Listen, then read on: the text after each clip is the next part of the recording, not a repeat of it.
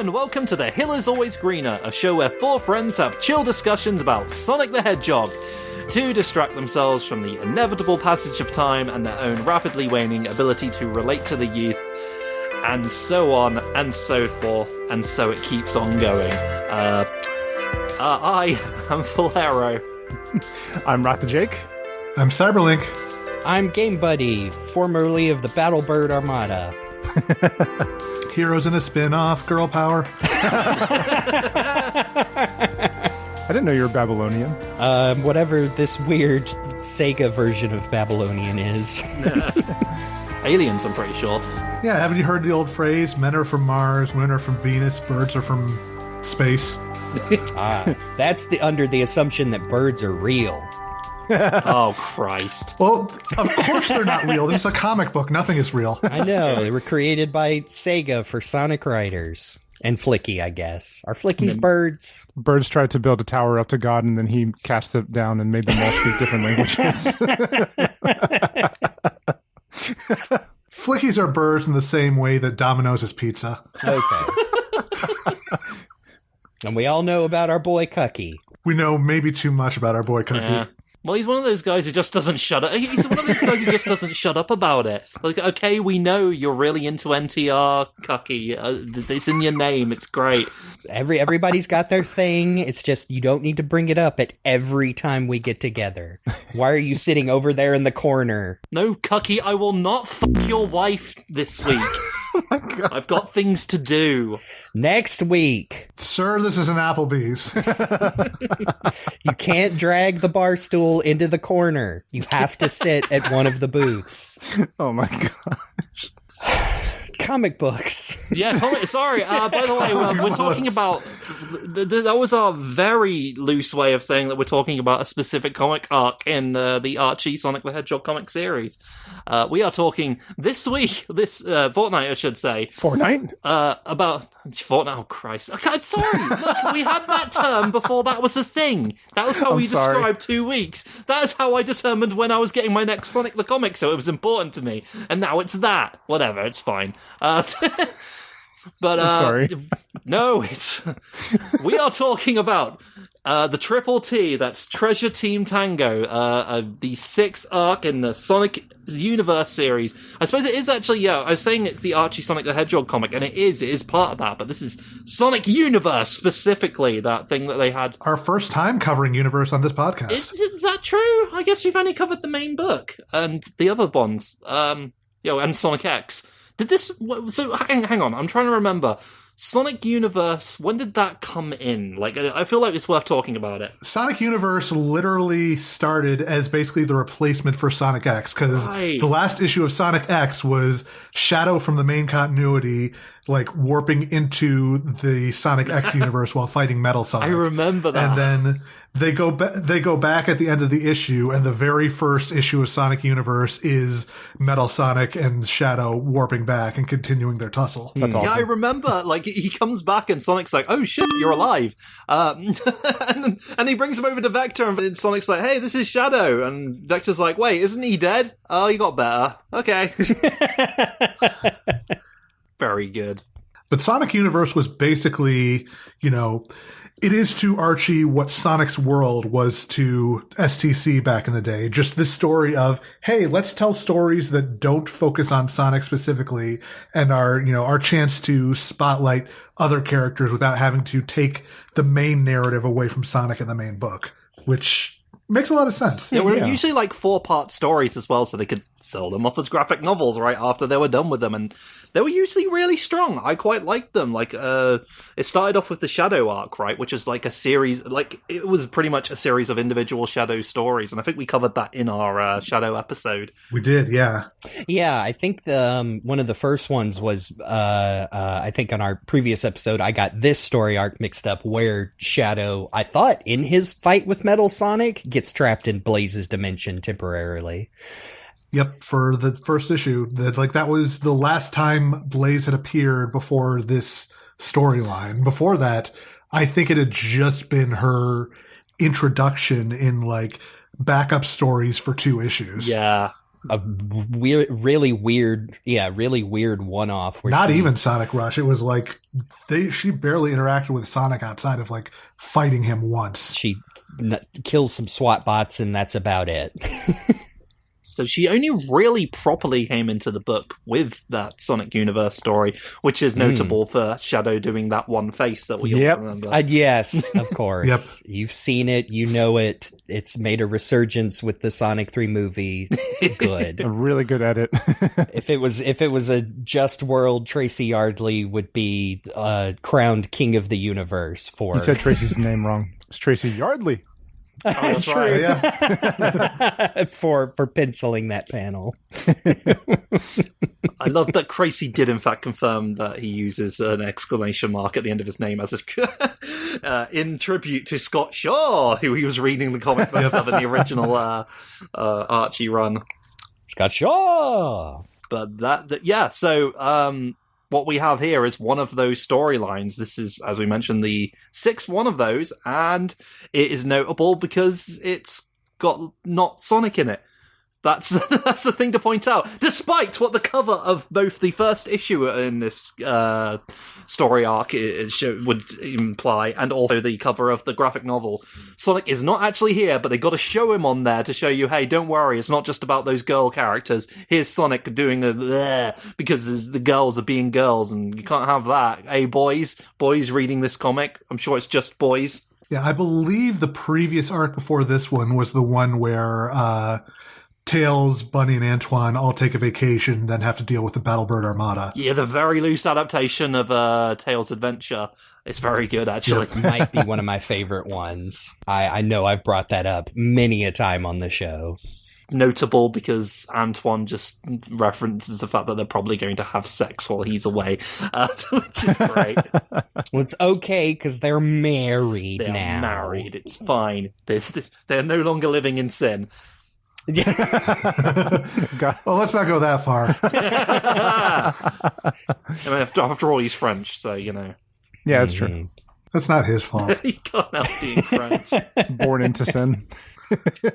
This was one of those arcs that I had always remembered from my time reading Sonic Universe, because it is like, you don't get to, like, it's a bunch of characters being thrown together that you don't often see kind of being put into conflict with one another. Plus, it's kind of one of those stories where the premise is simple, but it is just this continuing escalation of things getting more and more out of control in just that sort of, it's a mad world kind of like gradual progression into utter insanity. Oh man. Yeah. Does our audience know about that movie? They probably know Rat Race. I didn't make that reference for them. It's a good movie, kids. Go look it up. Read a book. Well, that's what we're doing today. We're reading a comic book. Well, it's still literature. Still a book. It's a graphic novel. Oh, that's right. Emphasis on the novel part. Yes. Right as I was finishing these up, I had to double check when you posted our outline the publishing dates for these, which of course means they were written probably many weeks or months before. These are pre-Sonic Colors comic books. Like, it's hard for me not to read some of these old Archies that I like. Of course, this is post, Ian coming on to be the main writer for the entire series, all the spinoffs included, but before any Genesis wave shenanigans where we get our soft reboots and then harder reboots and then the book dies, wah. But like, it's hard for me not to. Just because I've spent so much time online having my brain poisoned by the Sonic fandom as a whole, especially these days, to not immediately hear those bad faith criticisms of like, oh, this is too much like colors and everyone's out of character. And I'm like, hey, this is before all that. And just, going back to our Who is Shadow discussion, like, this is where other people, aside from Sega, because Sega was not interested in trying themselves directly, except with this book, of course, like, developing these characters into actual, like, characters. Like, think of Sonic 06, and then that was the last time we saw a lot of those characters, aside from Sonic Rivals, which I'm still not sure counts.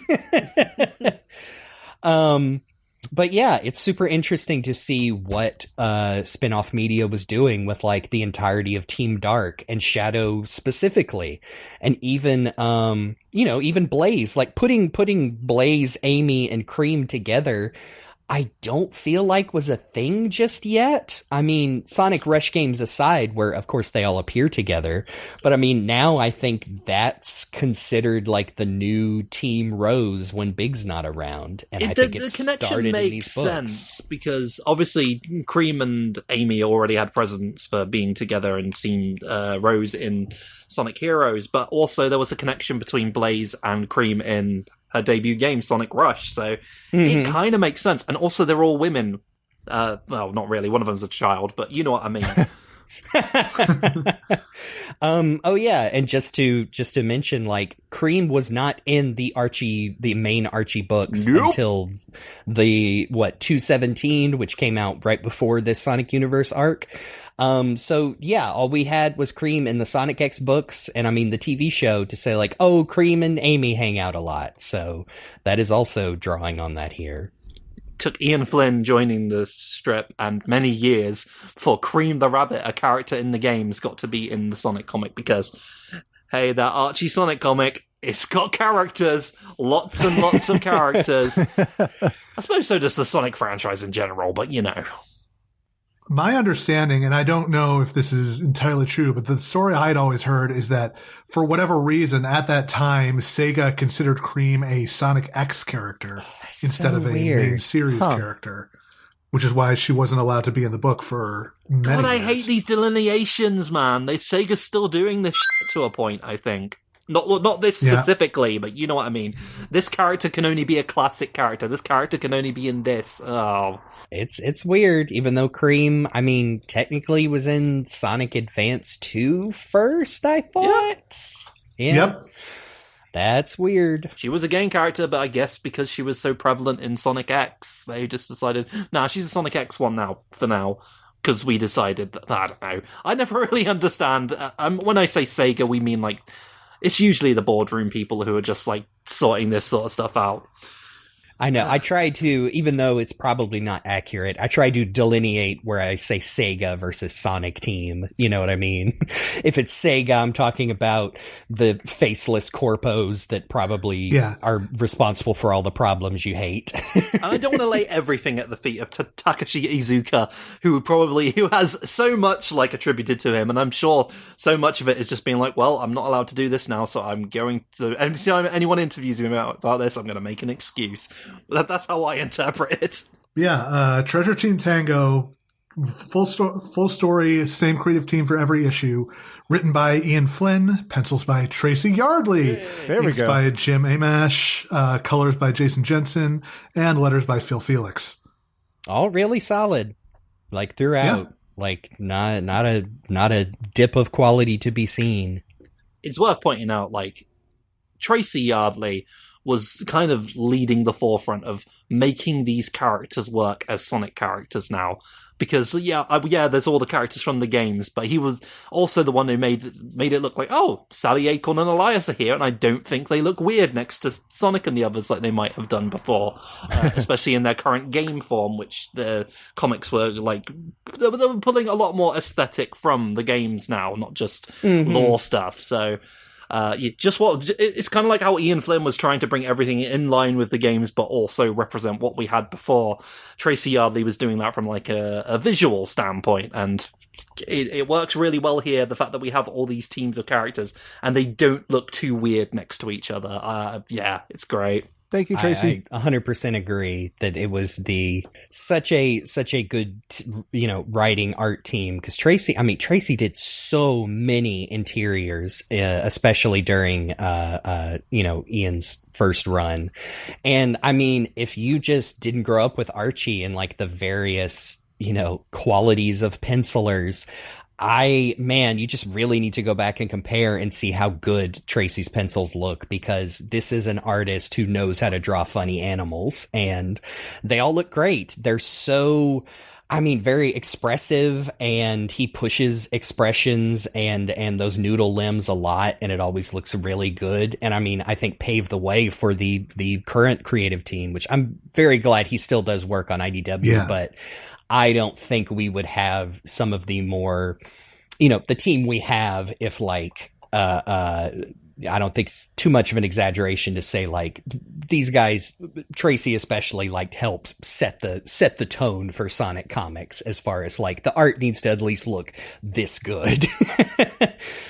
They really were the dream team on Archie, at least after a certain point, because there were lots of creative teams beforehand, and Sonic art certainly went through many hands when it came to its production, but I'm glad when Tracy took the reins visually, and this is just a good example of that. And while I will say maybe Tracy's style has definitely changed over the years, some characters are certainly drawn differently now. I'm looking at Bean the Dynamite here with his mouth on his beak that he has, which is a style that just will not carry over to later on, but is still very charming here. This is great. Even in these first couple pages where they're in Freedom HQ, which I think is separate from Knothole. I'm having kind of trouble remembering. This is when they've revived, as when Ian got there, they basically revived the old underground base from the early Archie stuff. That was and the Golden Books, I guess, as well, because they had the mud base for a while, which they shouldn't mop under any circumstances. Kind of moving away from the sad AM-ness of it all with the established, because I think this is Knothole is the nanobot city that Nicole is currently projecting and protecting, I believe. And this is just a pile of dirt that they live in, but it's nostalgic, even if Vanilla does not feel that way about it. Which is good. Well, and I'm immediately thinking, what is her big problem? Is this not basically a giant warren? She should feel right at home. No, she lives in a house. She's an adult. Correction, lived in a house. There's that. They got wrecked in that story that first appeared. The house of Cream's mom was sadly lost. That is in the backup story, by the way. That's also printed in the graphic novel version of this. Worth pointing out. We'll get to it. Yes, but if you look at the cross section of Freedom HQ, it is very much that original base from the early days, but modified right down to the silly tube, tree stump. The tree stump entrance with the zigzag tube that's going to break your back. Ass destroying zigzag at the very end, just like we'd love so much. Yep. I do want to also, since we're talking about the people who helped make this comic possible, I want to shout out Jim Amash on inks and Jason Jensen on colors, because I love the colors in this.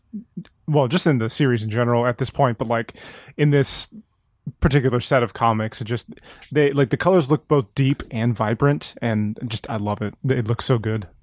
It just all hits. Yeah. And it's such a pleasure to look at, much like most of the comics from this era where they had finally figured things out. Yeah, the colors on the cover, I guess colors and rendering on the cover, I think are by Ben Hunziker, and they're really solid too. Yeah. Just something about all of the little highlights on the clothes and the characters themselves just really pop. It's not really imitating Sonic Adventure Yuji Ikawa, but it's inspired by that pseudo 3D look. By the way, everyone, I just want to quickly point out that we are both referencing the original print of this story in the Sonic Universe 21 to 24 issues, and also the graphic novel version, which means for one thing, there are some slight changes between the two, mainly just in colouring. But the other thing pointing out is every time, we're not going to point out every time we come across a funny ad, but if one stands out to us in our early Archie scans that, we got to make fun of some of these things. They are just a time capsule, are they not? Yes. Yeah, for example, this right at the start, this DC Superheroes Ultimate Pop-Up Book advertisement. Oh, whoa, what are the chances? I didn't even read the whole ad and was like, that must be some kind of card game. No, it's a pop-up book. Wow, okay. It's a pop-up book with information in it, so it's something. I'm just now noticing that Superman does not have a neck in this picture. No. He is like tucking his chin down so you can see his costume. Like, yep, that's the S. I'm the man of steel. I said, I'll steal your burrito. Very. As Amy is showing cream and vanilla around, she gets a little notification from Nicole that she has been noticing some strange energy signals, which might have something to do with that first page of the Zone Cops chasing Eggman Nega in his only on-panel appearance, technically, than the entire series. And you don't even see him. God, Eggman Nega, what is it with this guy and Archie comics and not appearing in it ever? I think that could probably take up its own entire episode. The legacy and quiet retirement of Eggman Nega.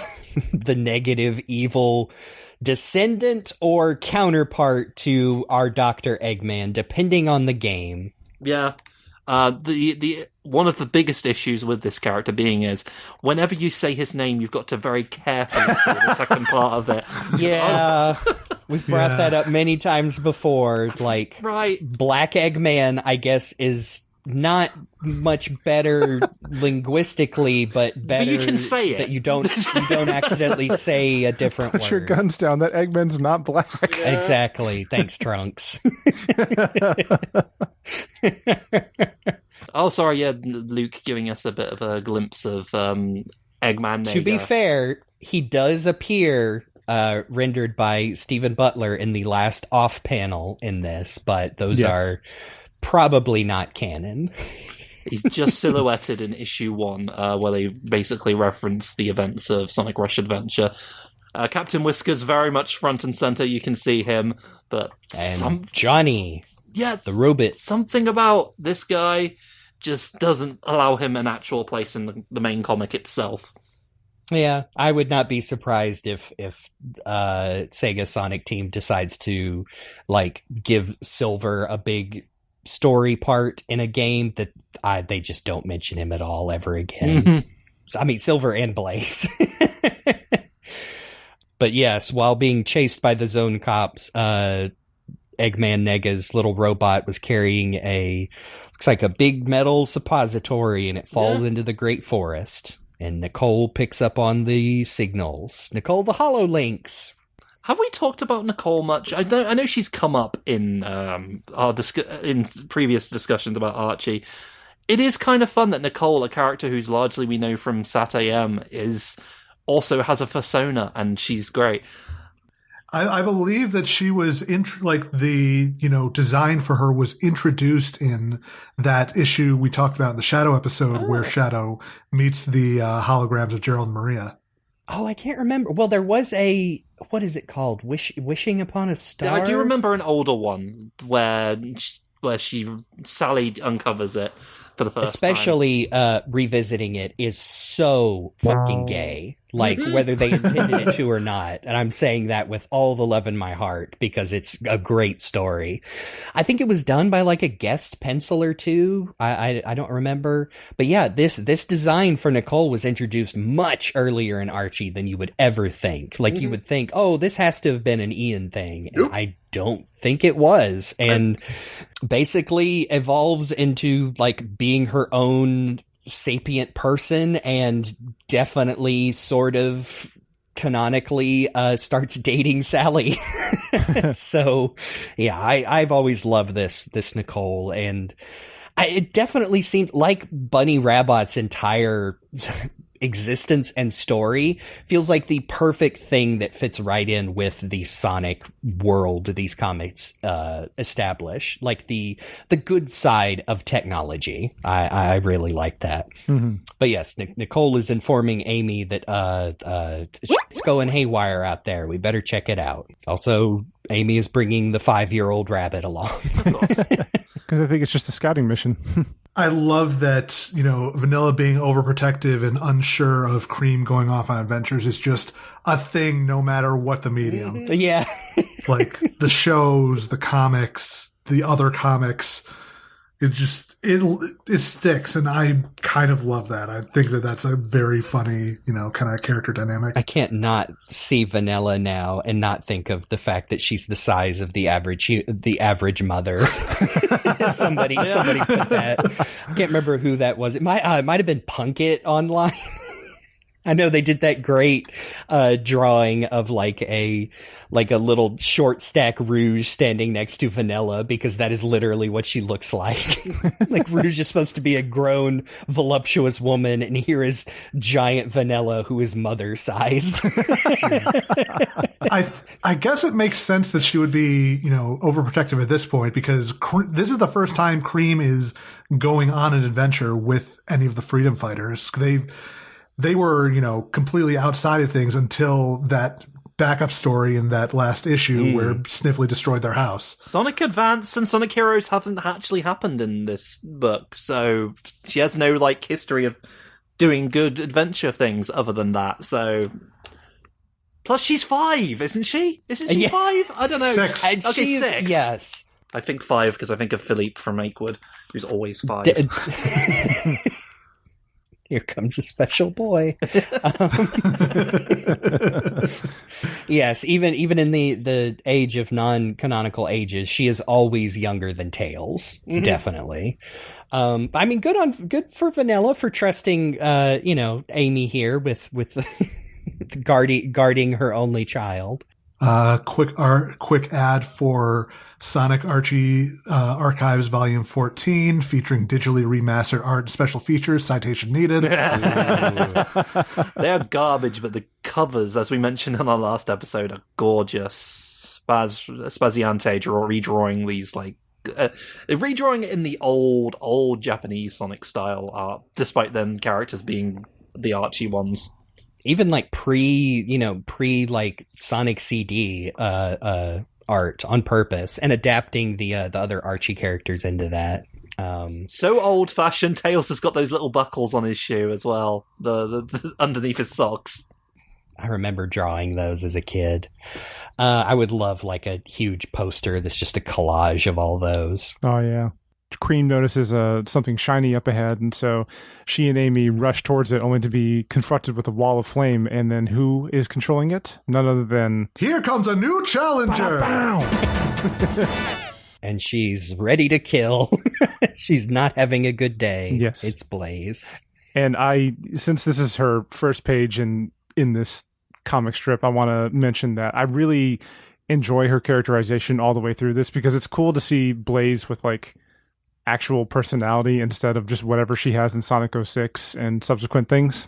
She's just kind of stoic, straight face, but here she shows anger, she shows smiles. It's cool. She's a person. In a lot of ways, this is kind of Blaze going through her Sonic Rush arc, since she didn't get a proper adaptation of that story.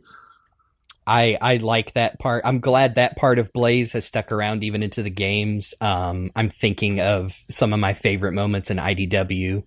Like I've mentioned before, I love when temporary amnesiac Sonic has tea with her right after the Metal Virus arc, and Sonic is his usual self. He just can't remember anything, and Blaze is perturbed by that.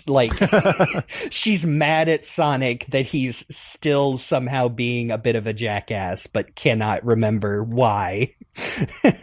And I really like that. Also takes me back to the one annual story from a couple years ago where Blaze and Knuckles just hang out, and kind of made me realize that Blaze is sometimes thought of as a Sonic counterpart in her dimension, and I think she's a much better counterpart to Knuckles, just as being the guardian of the Soul Emeralds, and also occasionally is stoic, but tends to sometimes overreact and not think her actions through. Right here, she is justifiably angry. She's I have to fix my universe. Something was stolen from me, and I don't have a reason to trust any of you weirdos. But you know, as we see through the story, like, hey, these are the good guys. You can ask for their help, Blaze. It's almost as if she's a bit of a hothead. Ooh. Amy's really good here, too. This is also some good, like, hey, here's Amy gets to be cool. Yeah. Also a bit hot-headed, not literally in this case, but this was still Amy of the time, but, Ian was good at sort of, like, threading that needle of making Amy a bit hot-headed, a bit impulsive, but also tolerable. Sorry, I say that like I know Prismaya will be like, let women be women. Just say you hate women.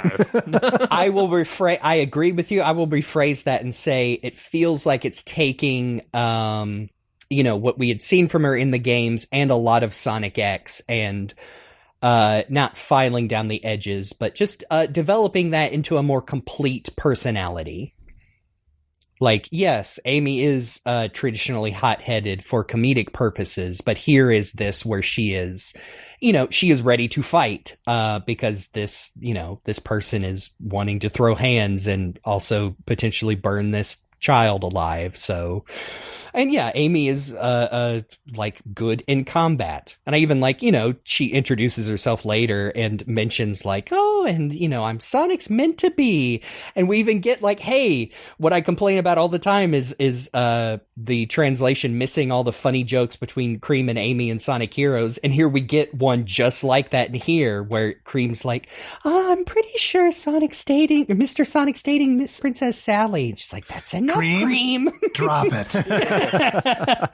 I love that dynamic. Yes. And even before this, Cream also is now separated from her mom and is still so worried about being impolite. And Amy has to be like, hey, Cream, just, tone it down a notch. It sounds like she's about to say, like, I'm not as uptight as your mom, but it's interrupted. Yeah. Brief moment, by the way. The thing that they were fighting over, as it turns out, was not the Soul Emerald as they thought it might be, but a broken glass bottle. I'm just looking at Cheese holding this smashed bottle. Oh man, I've seen many people like that on a Saturday night in the UK. I know. Going by the size, I guess could be a human-sized beer bottle. Yeah, honestly, I might have to crop out Cheese from that image and turn that into a meme. Yeah. Just to. Yeah, that looks pretty good. Oh man, it's perfectly clean around it. You could snip that out easy. Just I might imagine do that like, if you don't. Just imagine like Eggman like on a drinking crawl through the burned wasteland. And be like, yeah, I did this. It was me. These fucking furries think they're so cool. I burned their homes down. Sniffly, give me another. What do you call fireball? Yeah. Ugh. Fireball eggnog. Yeah. Now that Eggman is not a robot, he can get drunk again. Oh, good for him. No. This is pre-reboot, so he's still Robo-Robot. Oh, okay. Yeah, oh no, right. he hasn't been changed by the what was it? Was it the BIM? Didn't that happen? Did he get humanized again? Sorry, Archie Sonic is a long and complicated story. Everyone, at some point, Robo Robotnik and Roboticized Snively were changed back to flesh and blood by aliens, and I don't remember when that happened. It was definitely before this. Sorry to everyone who's shouting at us. No, it happened in this issue. Sorry. Trying to remember everything that happened in Archie Sonic is very difficult. So apologies again for mistaking the fact that Uncle Beauregard actually was a nice guy in that one storyline. He was just pretending to be a bad guy because he's like, it's been a long time, everyone. I'm sorry. Also, I don't care because Blaze the cat is here and she's better than all that. That's true. And sorry, just right next to Cheese brandishing a broken bottle, there's this lovely image of embarrassed looking Blaze and Amy, and look at Amy there hiding bashfully behind her hammer. That's so adorable. There's just so much character in this art, and I love it. Blaze's ears fully pressed back against her head like a cat. Yep. Yeah, we get some acknowledgement that there was a sort of version of the Sonic Rush adventure storyline that happened off panel, and that's about it. I like that. They're like, oh yeah, Blaze can just summon one of the soul emeralds she has and use that to track the others. Hopefully no one uses that against her later.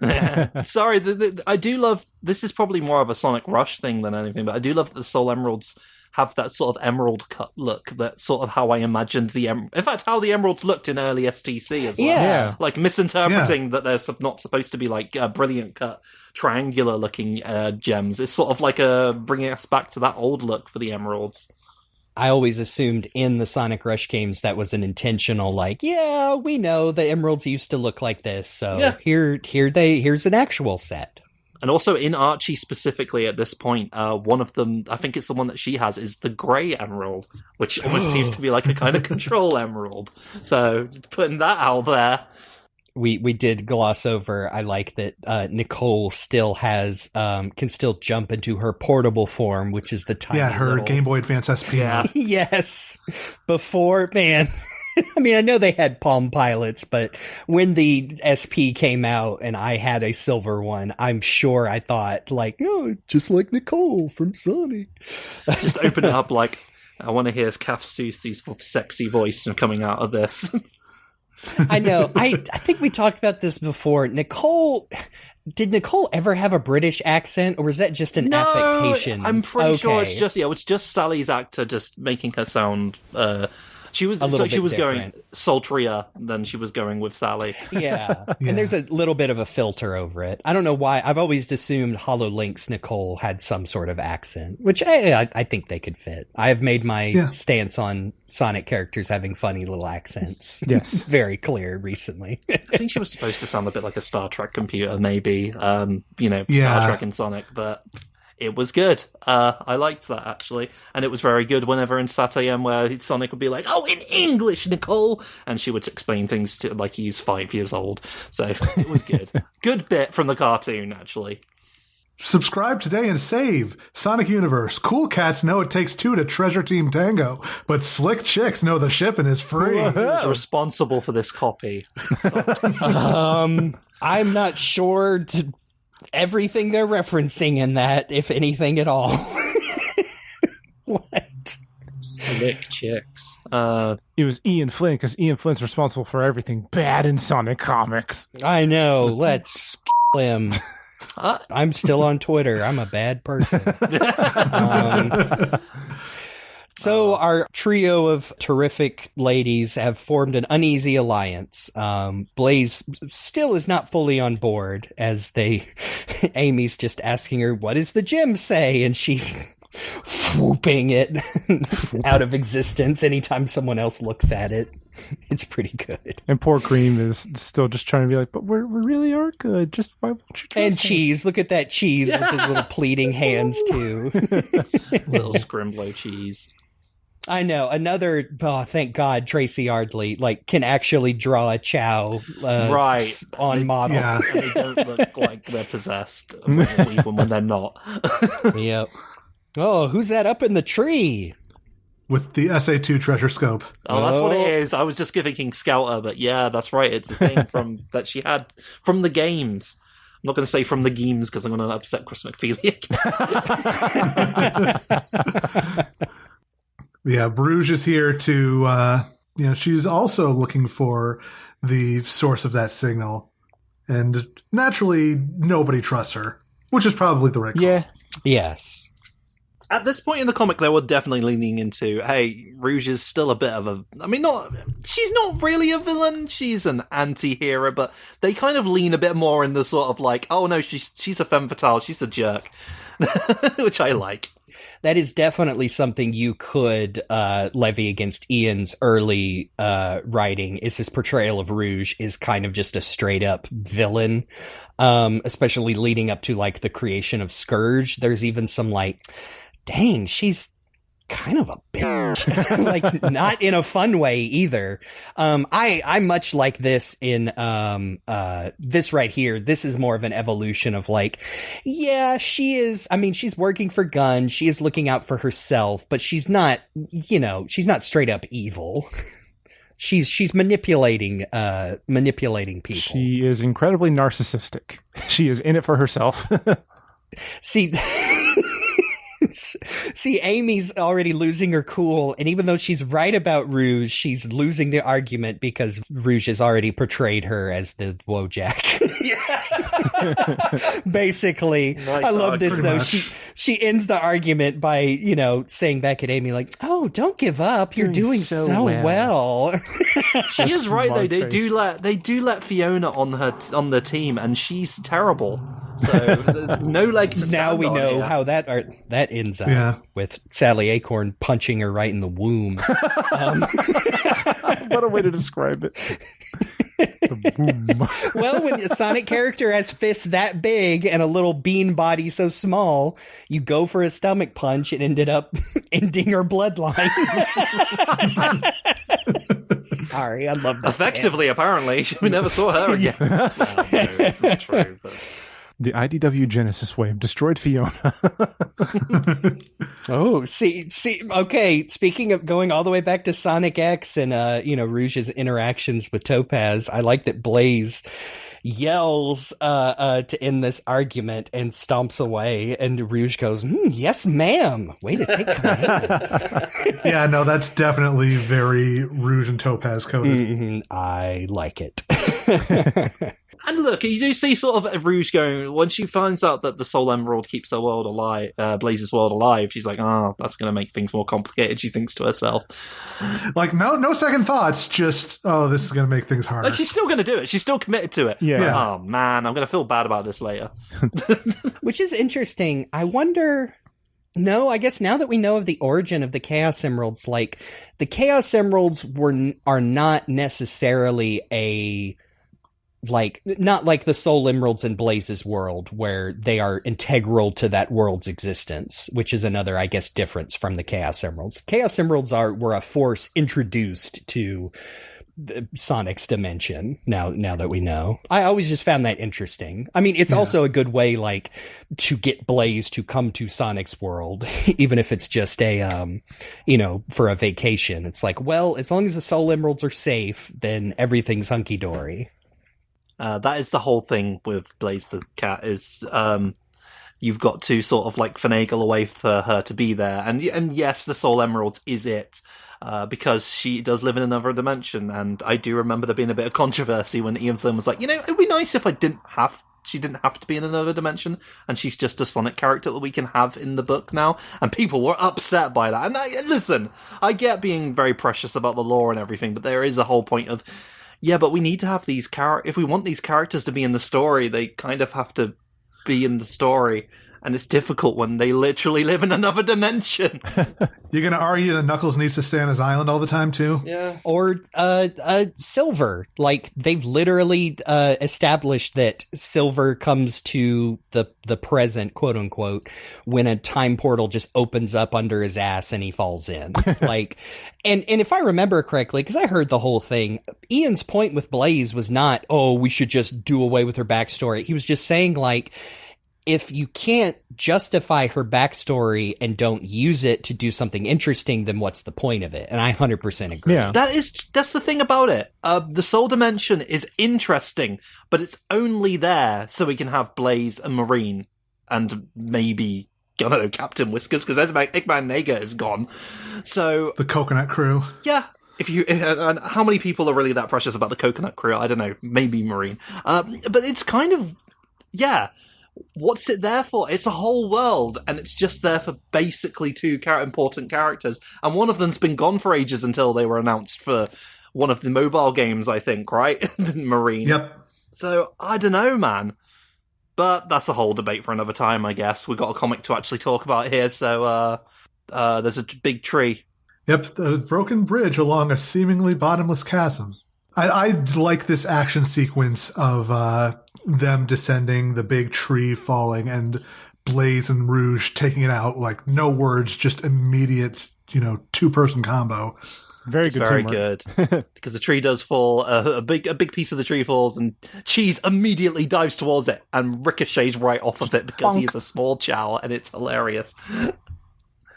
Amy goes to Pico hammer it, but no, actually, Blaze can destroy things with fire, so yeah, do that instead. And Rouge drill kicks right through the remains. Yeah, very cool. Oh God, the women are cool in Sonic, actually. Especially when they're allowed to do cool shit like this. Correct. Yay for women. I think it also works to, establish that most of them now trust Rouge because, she stepped in to make that move. Although Blaze does point out that, how do you know I was a princess? Yeah, and she's got sources. And then when she questions about that, she's like, whoa, look at that energy signature. Completely dismisses it because, yeah. It's very good. They find the Soul Emerald in a twisted wall of wood somehow. I guess it's sort of like shaped around the Soul Emerald or something like that. I don't know, but I suppose it would have because it fell from the sky. So that's the effect. We saw the capsule holding it just kind of bounce around, never saw it land. So right. It kind of seems like, this big wooden whatever may have actually formed around the Soul Emerald. It's not entirely clear, but it's cool. That's the thing, is they get to walk into a really cool ethereal thing and find the the Soul Emerald. Can't get those mixed up. They're an important distinction here.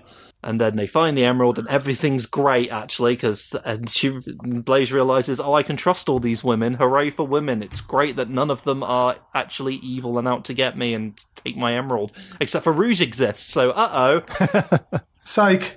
Yeah, Amy's like, I'm sorry for doubting you. Thanks, she says begrudgingly. And Rouge is like, that's big of you. Don't feel bad since I'm going to be taking it anyway. And she does. And just whacks her. She just kicks her away, takes the emerald. And look at that face on Blaze when she realizes she's been betrayed. I love it. Yeah. I like that we are like moments away from Blaze immediately reverting all character development from the last this entire issue and being like, I can't trust anyone. And it's only immediately cut off by Amy and Cream stepping in front of her to be like, yo, that's fucked up. Give it back. Yeah, that's Blaze's. Hers. Give it back to her. She was about to go scorched Mobius on all of them, but nope. Then there's a brief glimpse of the Sonic Spin. Sorry, I'm not familiar with the Sonic Spin. That's just something in the original issue here. It's like a little editorial column where they're basically saying, hey, Cream the Rabbit exists now, and here she is, and she's great. I quite like it, actually, because there's Tails literally pulling your rabbit out of a hat with Cream. Great little panel. Am I in the comic now? It's great. Is her voice the highest of pitch? Maybe. Is her face cute enough to melt icy hearts? Sure. If you misbehave, will you feel her wrath? You bet your sweet badniks you will. Yep. In this Sonic Spin, I like that it also has Tracy Yardley's original sketch where it does not have Sonic in there.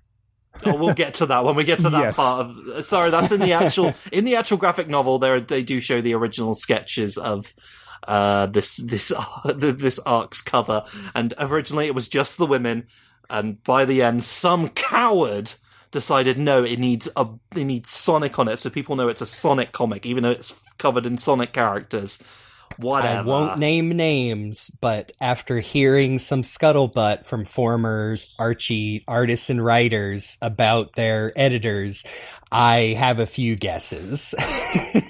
No one's gonna buy a comic with girls on the front. Nobody. Yeah. To be fair, could have also been a Sega thing. You never know. Might have been. I cannot discount the possibility. It's just I think of like how the Princess Sally miniseries didn't do great, as I understand it, right? And to be fair, part of that is because it sucked. It was awful. It wasn't Sally's fault. Pinders wrote that, didn't he? He did, and it was like, it's about Princess Sally. Anyway, here's my cool, weird, horrible creeper predator rapist character. Skunk. Yeah. And also, all the cool stuff Sally did, that was actually her robot double. And the real Sally only shows up in the last issue, and she didn't do anything. Girl power, feminism.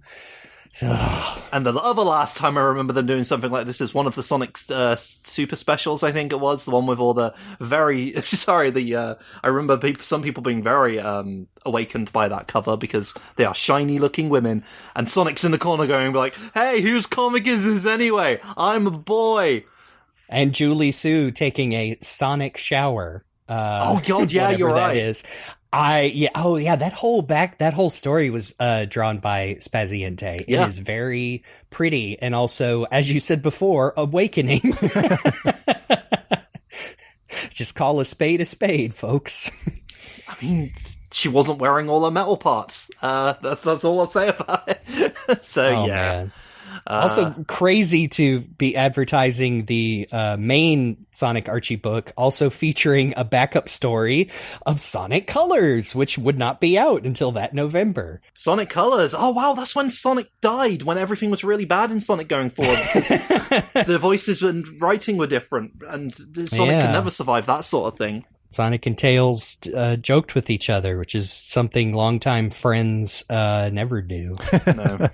Anyway, I think our heroines were finding the entrance to Izalith down in this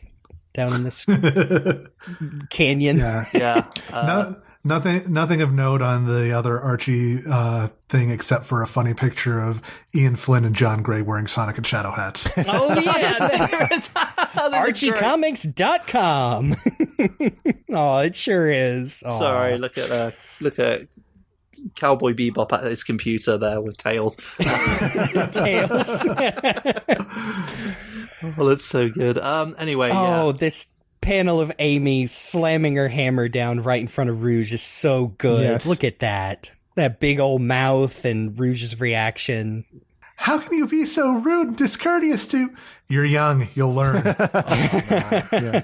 Shout out to Cheese for immediately making himself better than the thonk that he had earlier on the tree trunk by deflecting the canister. Cheese. Serious I face. love in the background with no dialogue, you are seeing Cheese being used like he should, which is an unstoppable killing machine. If you've played Sonic Advance 2, you know Cheese destroys everything. Yes. Cheese, get him! Sorry, just... I love this shot on the next page of Blaze making her entrance. Just, I will give you this one chance. Give me the Soul Emerald and you leave alive. Yes. Yeah. Like, she's not playing around, and I love that. Oh, here's Rouge betraying her fellow womankind by calling on her two fuckboys. Let's be real, yes. If only there were some big, strong men around to back up poor defenseless little me. Boom. Just the smugness in that last panel as Shadow and Omega dropping is just... Mwah. Could not be striking a pose harder. There they are, the boys. They don't even say anything. They're just there to boys. support a woman. To support women. Yeah, support women. Shadow, I'm here to support women, except these particular women. Oh no, he's not going to be supporting those women at all. He's going to be supporting their crippled necks as he snaps them. I like to kill things. There's Omega with slightly more black colors, but in the original release, in the graphic novel version, apparently, I learned this from the Sonic fandom wiki. They actually had something useful for once. Thanks. I didn't learn about the fact that Sonic wasn't using a camera for the first time, but I did find out that they slightly changed the colors in the re-release to match his design in other games because I guess they were basing it on the Sonic Chronicles design here with the black middle part, I guess. Which, like I said at the beginning, was the last game to feature most of these characters in any capacity. That's so, true. How were they to know? So that's about the only real difference between the graphic novel version, other than the inclusion of the backup story. And also the fact that it doesn't have ads in there, and we like talking about the ads. I'm sorry, everyone. We're only going to acknowledge a few of them, but then every so often we see something really funny, like Sonic subscription to back issues. Oh, that you could get all 40 issues of Sonic X for $59.90 if you want to get that dead comic. It's like $100 in today's money. Yeah. Yeah. I love this little just single panel, no dialogue, off panel, by penciled and inked by Stephen Butler of just all of our new team Rose, Plush, Rouge, and Vanilla roasting marshmallows around the campfire. Although Rouge is standing way off in the background with a long twig that is going through Blaze's hair to roast her marshmallows. Very cute. I like it. Sorry, just a quick note. In the fan art section right here, someone has drawn Manic from Sonic Underground, because I guess that was still airing at the time, so... Okay. Now it was long over. Apparently, Isaac C. from Michigan just knows where his fandom lies. Oh, okay. Oh, Good for them. oh, look at this cute one from Sam L. from Illinois, where the poses are obviously based on existing Sonic renders, but they made sure to write "I didn't trace" up in the corner. Good for you, Sam. I believe you. Okay, issue 2 of 4. We open in Australia. Yeah. Good on you, Yay. mates. Whoa, can't fly, Marine. not Australia. Yeah. Oh no. See, I was just gonna know all of the little koalas sound like sleet now. Oh no, you turned me into one of the soul emeralds. Welcome to the planet Mobius, it says, by the way. Wrong. This is not Planet Mobius, it's Blaze the Cat's world, but I get what you're saying. You've got to clarify at the beginning of the Archie comics that this isn't the stuff from the games or whatever. But it is, though, because it's Soul Dimension. God, I love Marine so much. Yeah. I can't even justify it. She's just so funny. She's Blaze. like she's so like they know that she's annoying, but it's not like Scrappy Doo at all. Oh yeah, that's the best part. Yeah, And they don't keep bringing Marine the raccoon back, regrettably. So yeah, completely different character.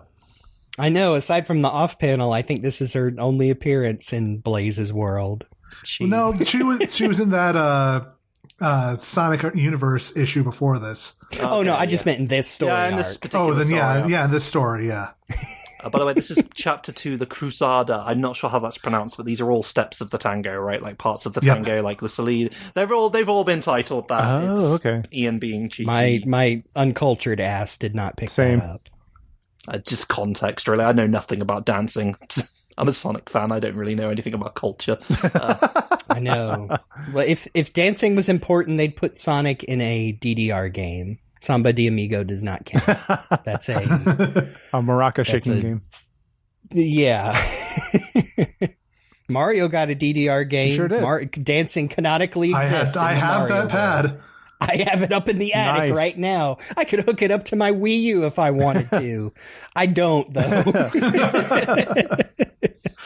But yeah, Team Dark versus Team Rose, or the new Team Rose, where they swapped one cow for the other.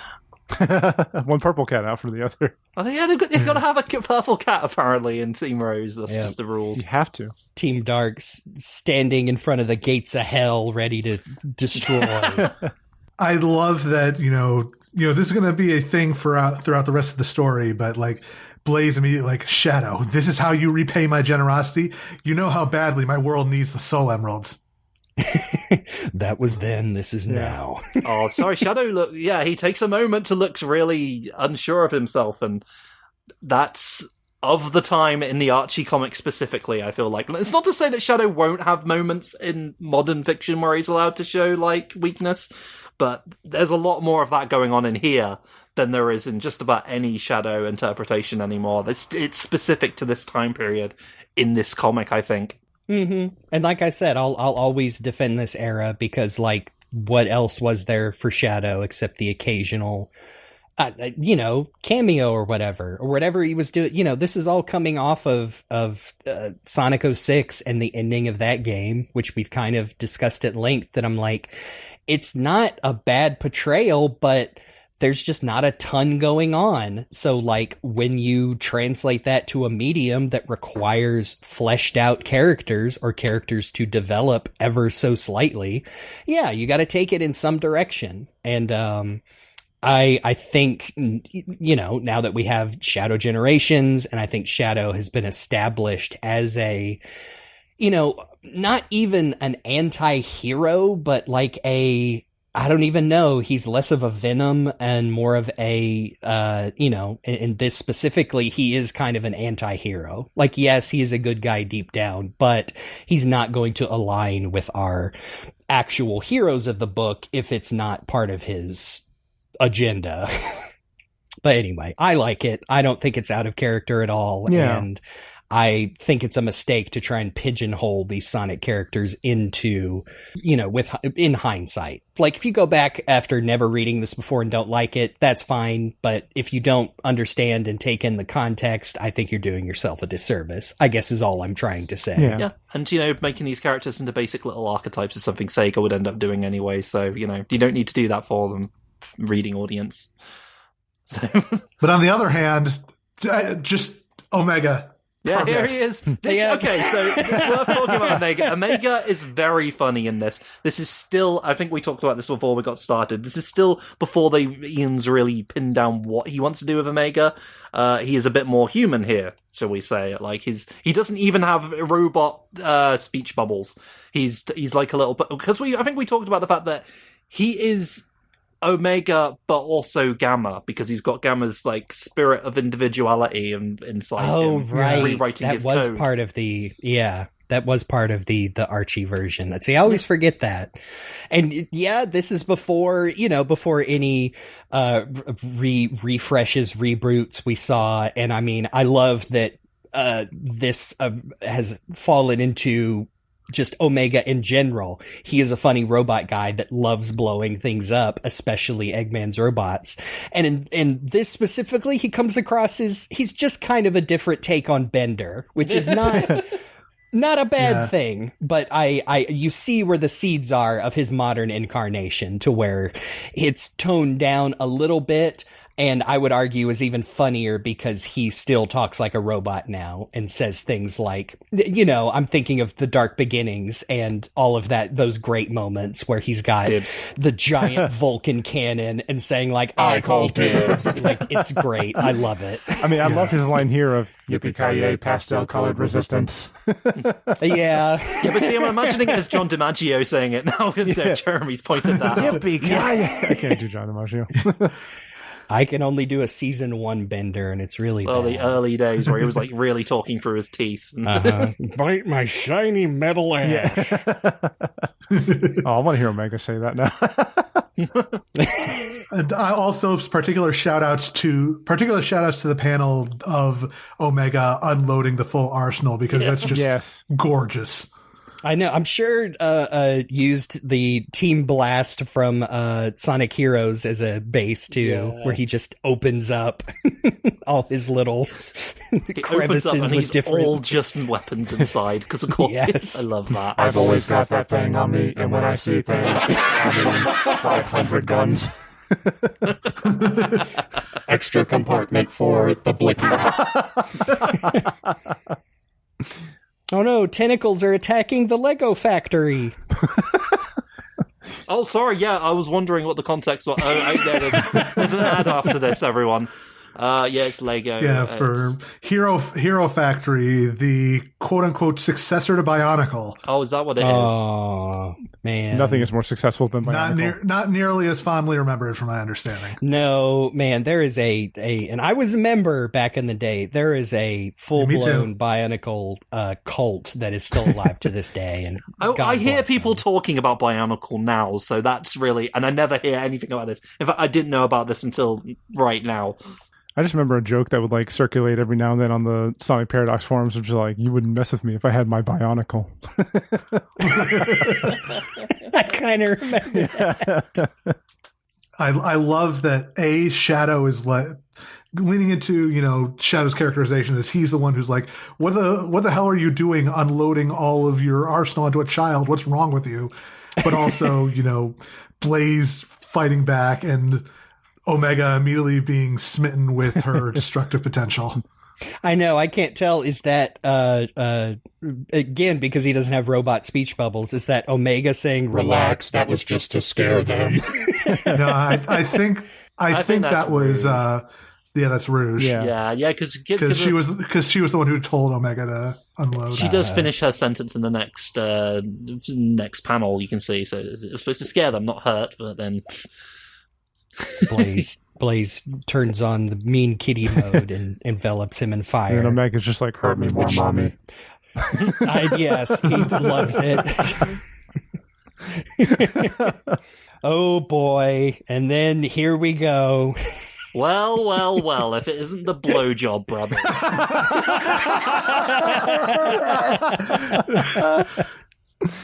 Can't imagine who that is looking in on this.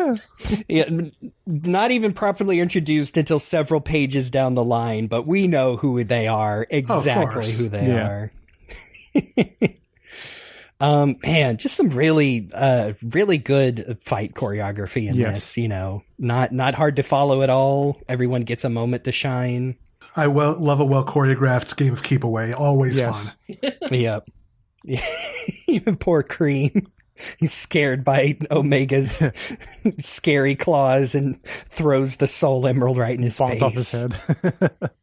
And then Shadow thinks he's got it, but then Amy just like clocks him really hard in the back of the head with the hammer, which it's great contrast. Like the the thing you associate with Shadow now is looking cool and saying yeah. And then he just gets decked with a pico hammer. Yeah. I think is how that second one is pronounced. Rouge just baseball slides the soul emerald out of the Blaze's hands. It donks her on a big dome head. I know, she forgets to catch it. Why are you so bald, Rouge? She gets clobbered so hard that she cuts to an advert for Dragon Quest Sentinels of Starry Skies. That's Dragon Quest 9, I guess. Yeah. A whole small comic right here. Yeah, a little Toriyama-ish comic. I never played this one. I played 8. 8 was good. I need to jump in on one. I think the one to jump in on, everybody says, if you're not, because they're remaking from the beginning now. They've got 1 and 2, 3's out soon. Is that 11S? I think. Yeah, which is 11S. I started that. I don't think I ever finished it. I'd need to go back. Dragon Quest is one of those franchises that I've never gone deep on. I really need to fix that.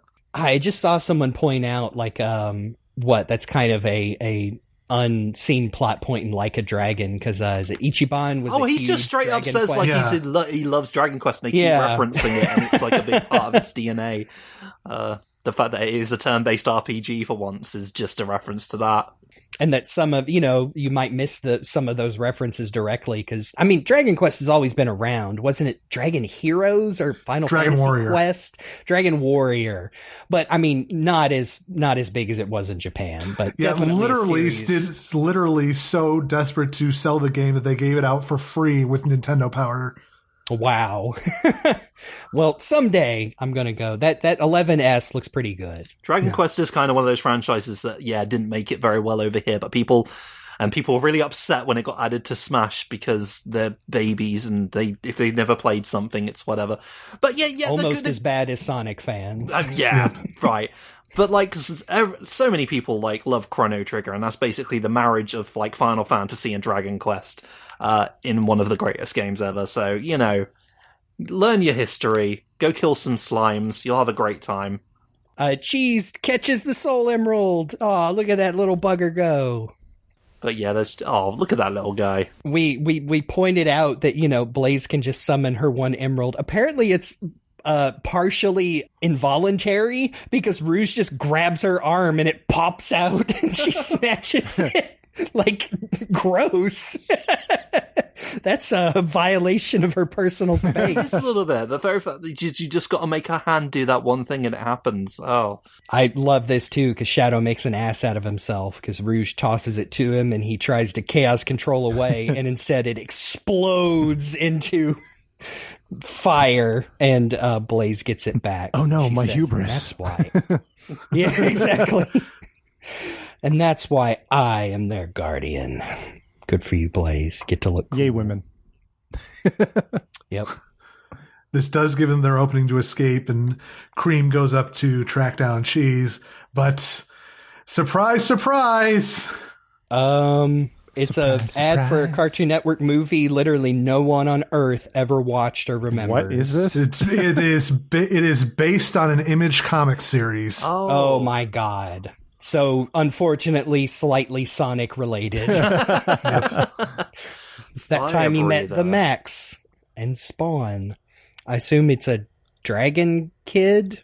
Yeah, he's a half dragon kid. I'll stick to American Dragon Jake Heck Long. yes, but first season only because the dragon looks better. Yeah, my understanding is that this character was meant to be a Marvel character, the son of Fin Fang Foom, but then they were like, nah, Marvel's not going to go through that, and they just turned it into an original thing in Image. Okay.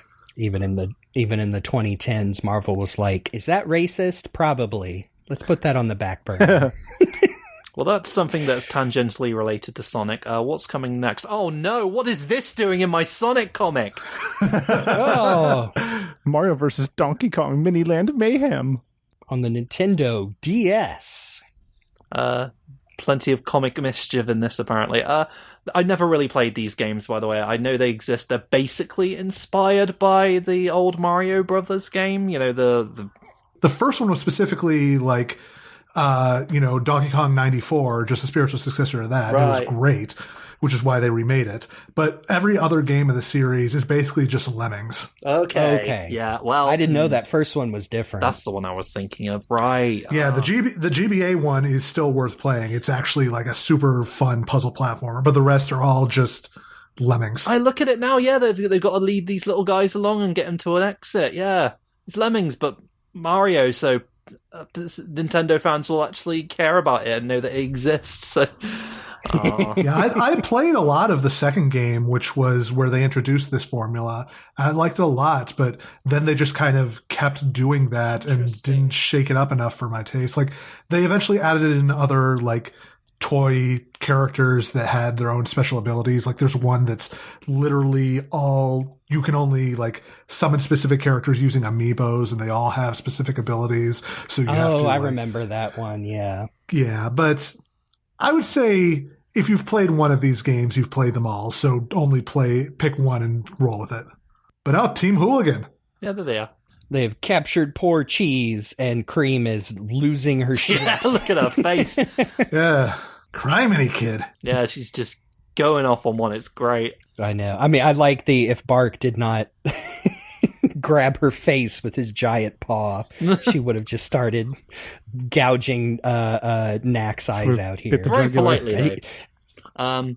By the way, Spark the polar bear checks out, Knack the weasel, not anymore, and Bean the duck, to be fair, there was no real context for what Bean was. And listen. It was a reasonable assumption given the existence of Dynamite Ducks. Yeah, no, that's absolutely it. Like Dynamite Ducks, and also, Bean does feel like a classic Looney Tunes-ish kind of character. I think maybe a little bit of Daffy Duck going on here, so there's that assumption. But I guess it should have been pulling from Woody Woodpecker, because that's what Bean actually is, I guess. Whatever, it's fine. Oh, and Bean straight up just wearing Sonic shoes, buckle in. Which was the style. At the time. I know this has always been the name of Knack's motorbike, the Marvelous Queen, but maybe it's just because Steel Ball Run anime just got announced, but I couldn't help but read it as like, this is the true power of Marvelous Queen, or something like that. It's a good name. I like the attention to detail on Cheese of when he's being grabbed by Knack, having like the spiky like ball on top of his head, but then when Cream is trying to get him out and defend him, he's got a little heart above his head. Cream, my bestest touch. friend. Not only is Tracy able to draw these Chow in a way that isn't horrifying, he knows things about Chow. Although then again, it's entirely possible Ian specifically wrote that out in the description. No, this is what happens to Cheese when this is going on, because that's what Chow do. Because I played Chow Garden forever. Stop bullying. Speak up, says Cartoon Network. The dearly departed Cartoon Network. Yeah, I mean, I think I remember this campaign. I don't remember if they had a bunch of shorts to tie into it. I will say, go look up the, I guess the spiritual successor to this campaign, that had a bunch of, cartoon shorts, including a lot with, Steven Universe, that were actually, pretty hardcore. Oh. Steven Universe characters looking those. at the screen and saying, hey kids, racism is bad. And here's why. This is crack. This is your brain on drugs. So it wasn't like any cartoon all-stars to the rescue sort of stuff. It was actually good. No, man, Bugs Bunny would have loved marijuana. The fact that they recruited him for that is such a stain on his legacy. Well, he does, but does he do it like privately behind closed doors at the time? It was an early time. Probably. It was the 80s. I needed the money real bad. You know what I was doing behind the scenes, right? Johnny Test and his two sisters come on screen saying, "You wouldn't download a car, would you?" Also, Michelangelo loved pizza, so come on, like. Oh yeah, it was Buster Bunny. I could see he was in there was a whole Tiny Toons episode about how cigarettes are bad, then how drinking was bad. Yeah, I think I remember. I don't know. I remember even as a kid, like, I get it. Okay. But Fred Flintstone loves cigarettes, let me tell you. Why do you think I talk like this? Bonnie, I'll race you to the hospital for lung cancer. Oh, this is back. No, this is back in caveman days. They weren't bad for you. The doctor told me you take 5 of them a week, and I was like, yeah, this is great. I love this stuff. What's this I'm coughing up? Oh, check that out. There's some fruity pebbles there, Fred. Oh, wait a minute. Barney, give me back my Oh, sorry, Fred, you've been smoking too much. Dada died. Hey, Fred, if you keep smoking that, you're going to have some Cocoa Pebbles coming out. Yogi Bear, what are you doing here? Shut up.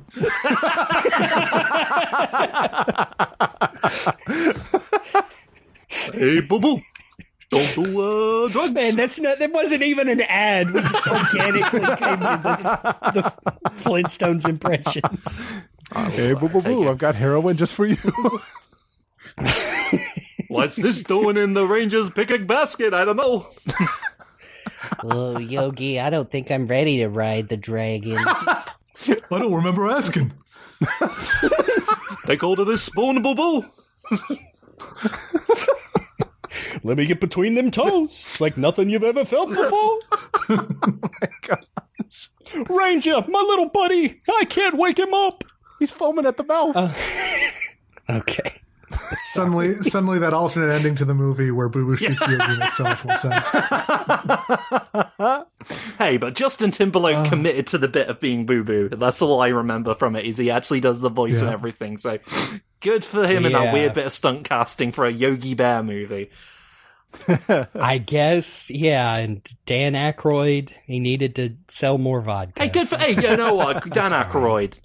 Real stand-up guy. I think I think he has entered his, like, Jesse Ventura, like, yes, he is a crazy conspiracy crank, but a good egg at heart. I saw something the other day where he had, like, a Pride edition of his vodka, and he's like, why would I care? Why would I care about what trans people do? They're welcome to take my vodka anytime. I'm like, good for you, Dan. No position to judge anybody's proclivities, because he wanted to get blown by a ghost, and hey, so do many Sonic fans after Night of the Warehouse. Anyway, Sonic comic. Yes. Amy Rose is going to cave in Knack the Weasel's skull. I love her like expression. A ripe banana. Man. She's like, you mudder. Every time, though, I read dialogue now with Bean and Knack, I'm just hearing Izzy and Kaiser. Oh, absolutely. Yeah. Me too. Sorry, we've done that to ourselves. This is Knack's traumatized look on his face is, oh no, not her, not the hammer. That's going to be like a recurring thing for Ian Flynn written Knack/Fang, even in that Sonic Superstars short where he's having horrified memories of. Oh yeah. I know he even later references the time that Sally Acorn kneed him hard right in the nerds. Right before he shot Mina Mongoose. A poor girl. Yep. She got better though. She did get better. She's a star. Blaze doing her own very cool Sonic Rush. She partially destroys the Knack's bike and sends everyone flying. His bike just goes through it in this whole strip, and it's very good. Yeah, I know. Yeah. I love that the back can extend to accommodate other people riding on it. Yeah. Just when you thought our heroes had everything sorted out, here comes Team Dark. Still smoldering. I like that touch. I Yeah. was going to say, Rouge is often smouldering. That expression that she gives their people. Yeah. Oh, but that's good, though. Shadow just kicks Amy right in the neck. Yeah. I mean, there is no ambiguity. Well, Just, I mean, she doesn't really have one, I suppose, but it does look like it. Yeah, she's like Superman. pop-up book Superman. Yeah. I hear he's getting his own spin-off movie soon. I do also want to shout out Bean referring to Amy as the Pico Pico Valkyrie. Yeah, I like that. That's cool.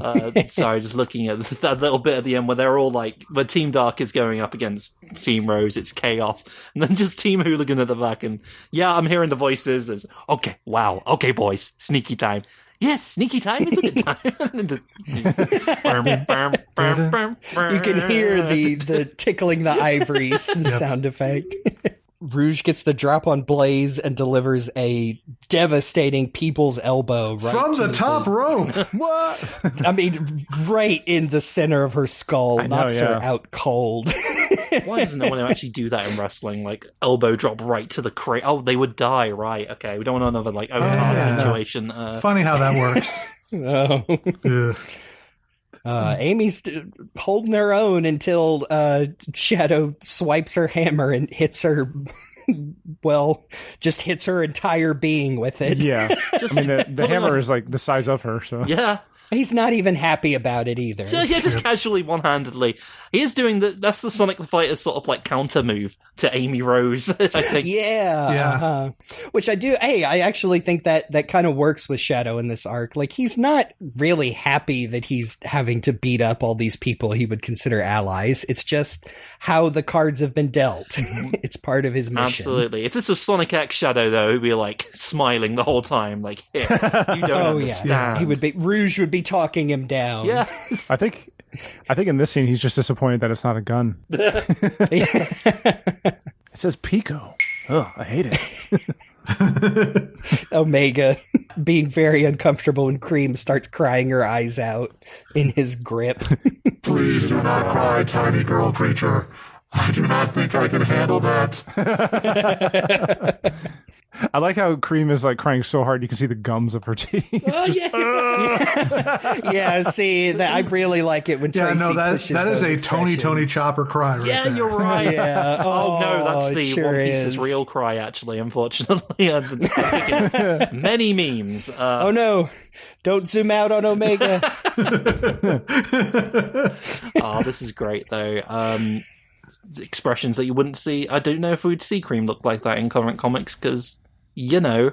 I've been holding back on saying that because I just don't, like they altered that one image of Blaze and now I just don't want to know if it happens again because that makes me so mad because these characters are cartoons, god damn it. Anyway, Blaze waking up first and not taking this sitting down. Shadow being like, stay down, please. And she's, no, I'm going to light you on fire again. So he's saying please. That's how you know that this is a different Shadow than what might you used to. Again, very strange for Shadow to be the level-headed one of Team Dark. Blaze is kind of sort of his friend because Amy does the same thing and he just goes, don't. Yeah. And we end on a cliffhanger page of yet another team entering the fray. Ah, no, not them. Yeah, it's a blimp, and there's if you probably know what it is if you're a fan of Sonic. They're making a tower to God. Yeah. I know I made that joke already. Unlike Vector, who's on a mission from God. Yeah. Hey, Dan Aykroyd. Oh yeah, it all comes back to Dan Aykroyd. Aykroyd. This fan art in the back from Nikki C is really cute. It's like Tails' modern Archie Sonic Adventure look with an old, how Tails used to be drawn. And it's got dialogue and everything. That's specifically Sat AM Tails because he's got the inverse shoes.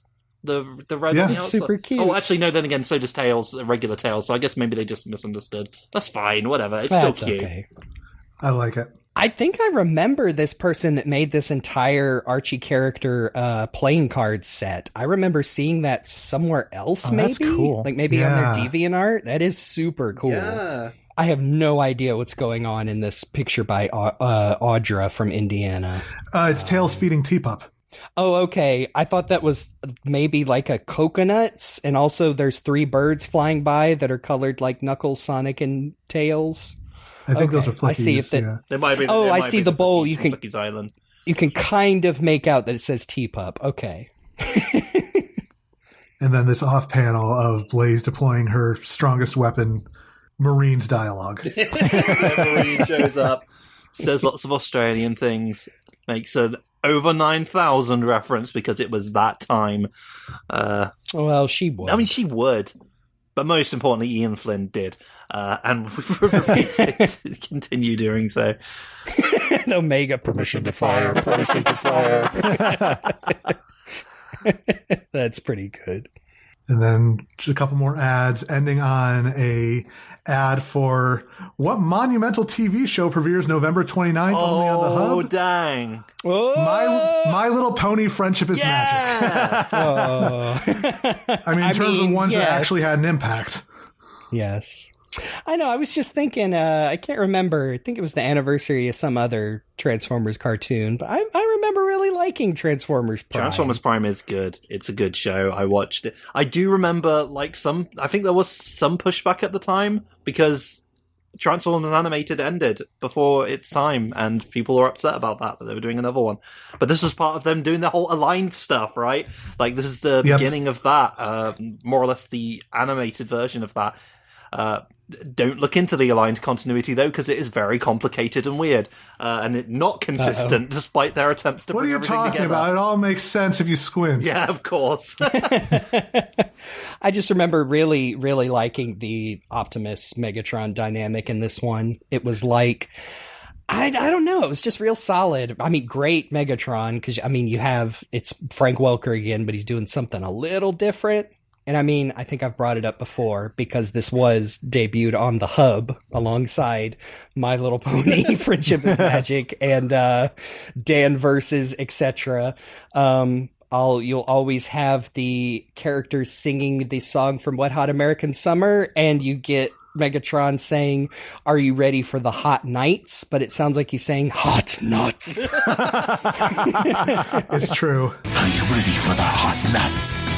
It's a great show, I thought, at the time. Not the best ad, though, because it's like, it's one of those fold-up ads where you got to fold it together to get the actual thing. And I posted the folded-up version, transversing galaxies, changing form, and becoming our defenders, proud guardians throughout time. You got to crunch that up to turn it into Transformers Prime. And it's like, this is not the most ideal way to do this, maybe. And I did not want to fold my comic book. Yes. Get out of I here. realize it's the back cover, so you care about it less, and the other side's an ad, but still. Also, me being me, I'm like, why are you positioning a standard Viacom grunt in front of Starscream and Soundwave? Oh, yeah, what the heck? And Probably B, because that's where the assets they had.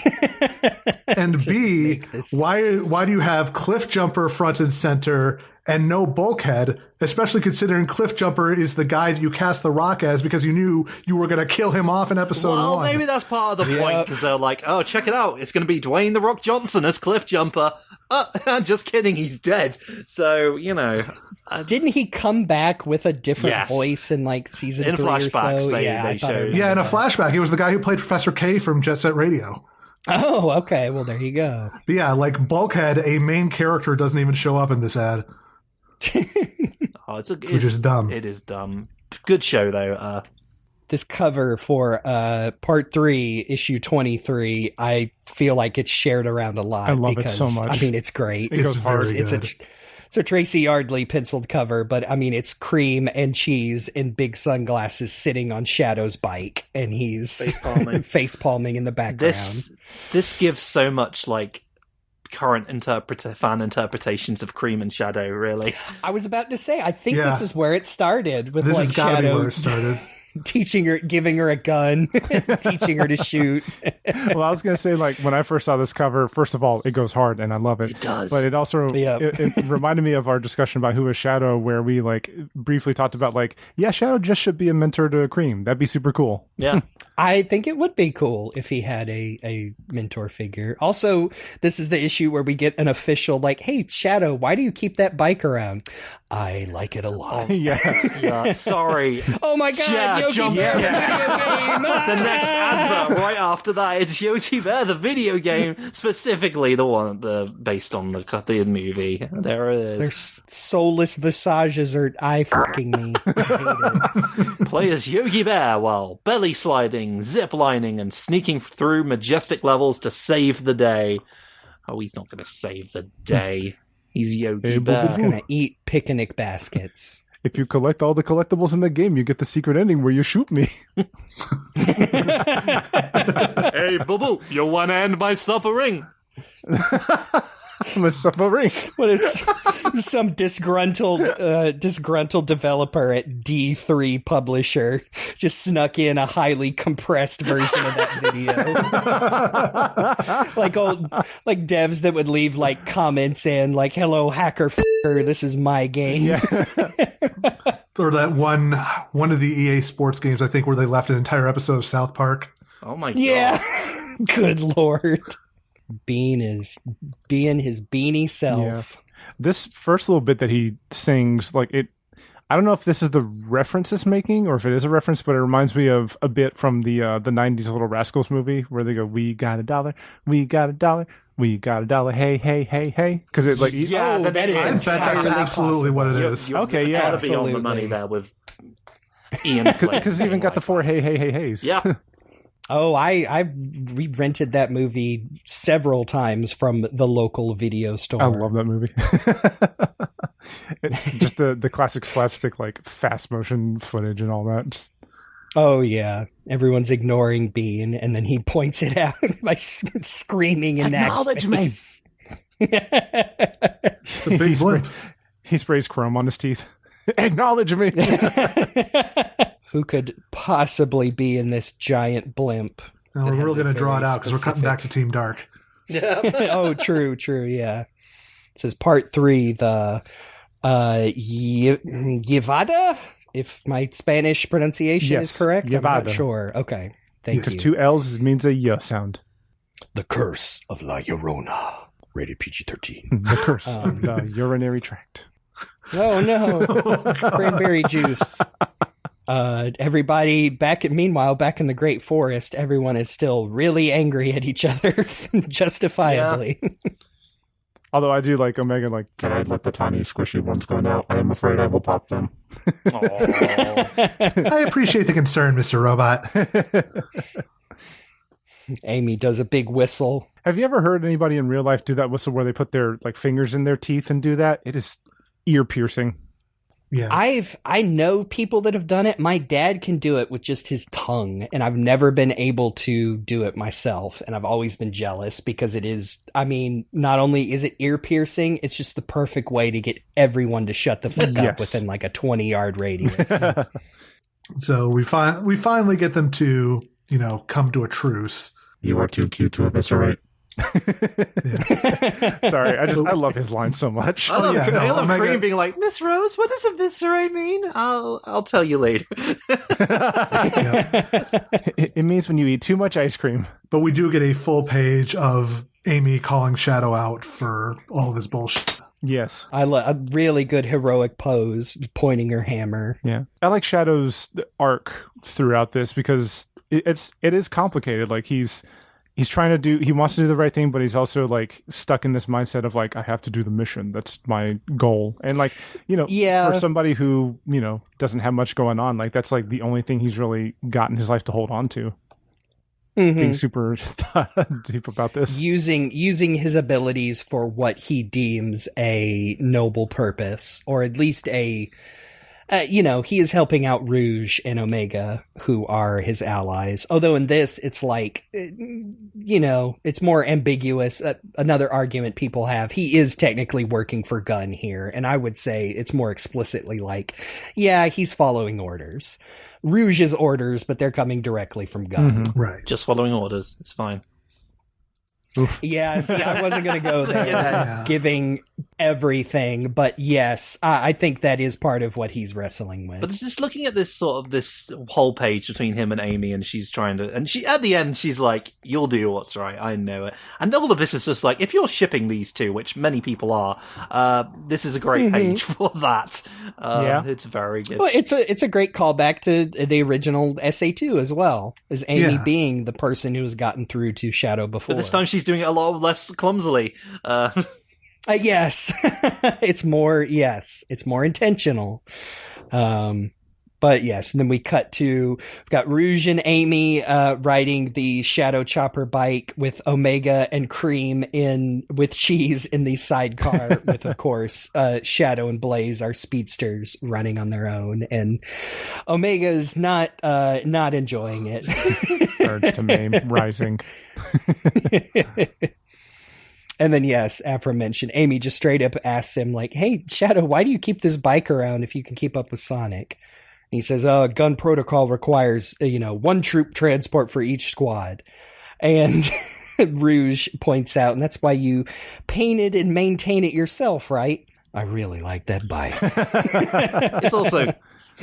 I choose to believe that this is like actual canon because you look at that bike in the collection room in Shadow Generations, there's no way that he is not like meticulously, taking care of that thing. Oh, yeah, he wouldn't actually say that in the games these days, but yeah, that's basically it. That little smile as he says, I really like that bike is how he actually feels. Yeah. I think I've said way, way early on that is why I was never too opposed to Shadow using guns, because to him it's just a tool. But I always have in my head that Shadow is like, maybe as a way to, get his mind straight to pass the time, just like field dresses his gun down to like every single part and just puts it back together. Yeah. Everybody needs a hobby. That's his meditation time. Same with the bike. Yeah. And then, he, as the two on-foot characters are going side by side, Shadow wants to apologize and... does a really bad job. Yeah, no, for sure. It's good. I know that you need the Soul Emeralds, but I'm still going to take it because that's what I need to do. Sorry. She says, then why are you trying so hard to apologize? Yeah, it's just Shadow getting called. Look at his little floppy, his ears down, his floppy spikes there. He looks so sad. Again, you would not Shadow, get this now, but it's it's good. Yeah, I agree. Shadow needs to listen to women. Yes. Yeah, I love that Bean is just like into explosions of all kinds, even when he's caught in them. Yeah. We've been talking about how these characters have changed a little bit. I feel like Knack/Fang is still just like this, even in like official media. Just such a put upon loser. He picks himself out of the dirt and is just screaming up at the blimp that's bombing them. Says, "Try that again, I tell you! You'll blow the gem to smithereens!" His eyes are shaking back and forth. and then just the immediate nerds. Yeah, nerds.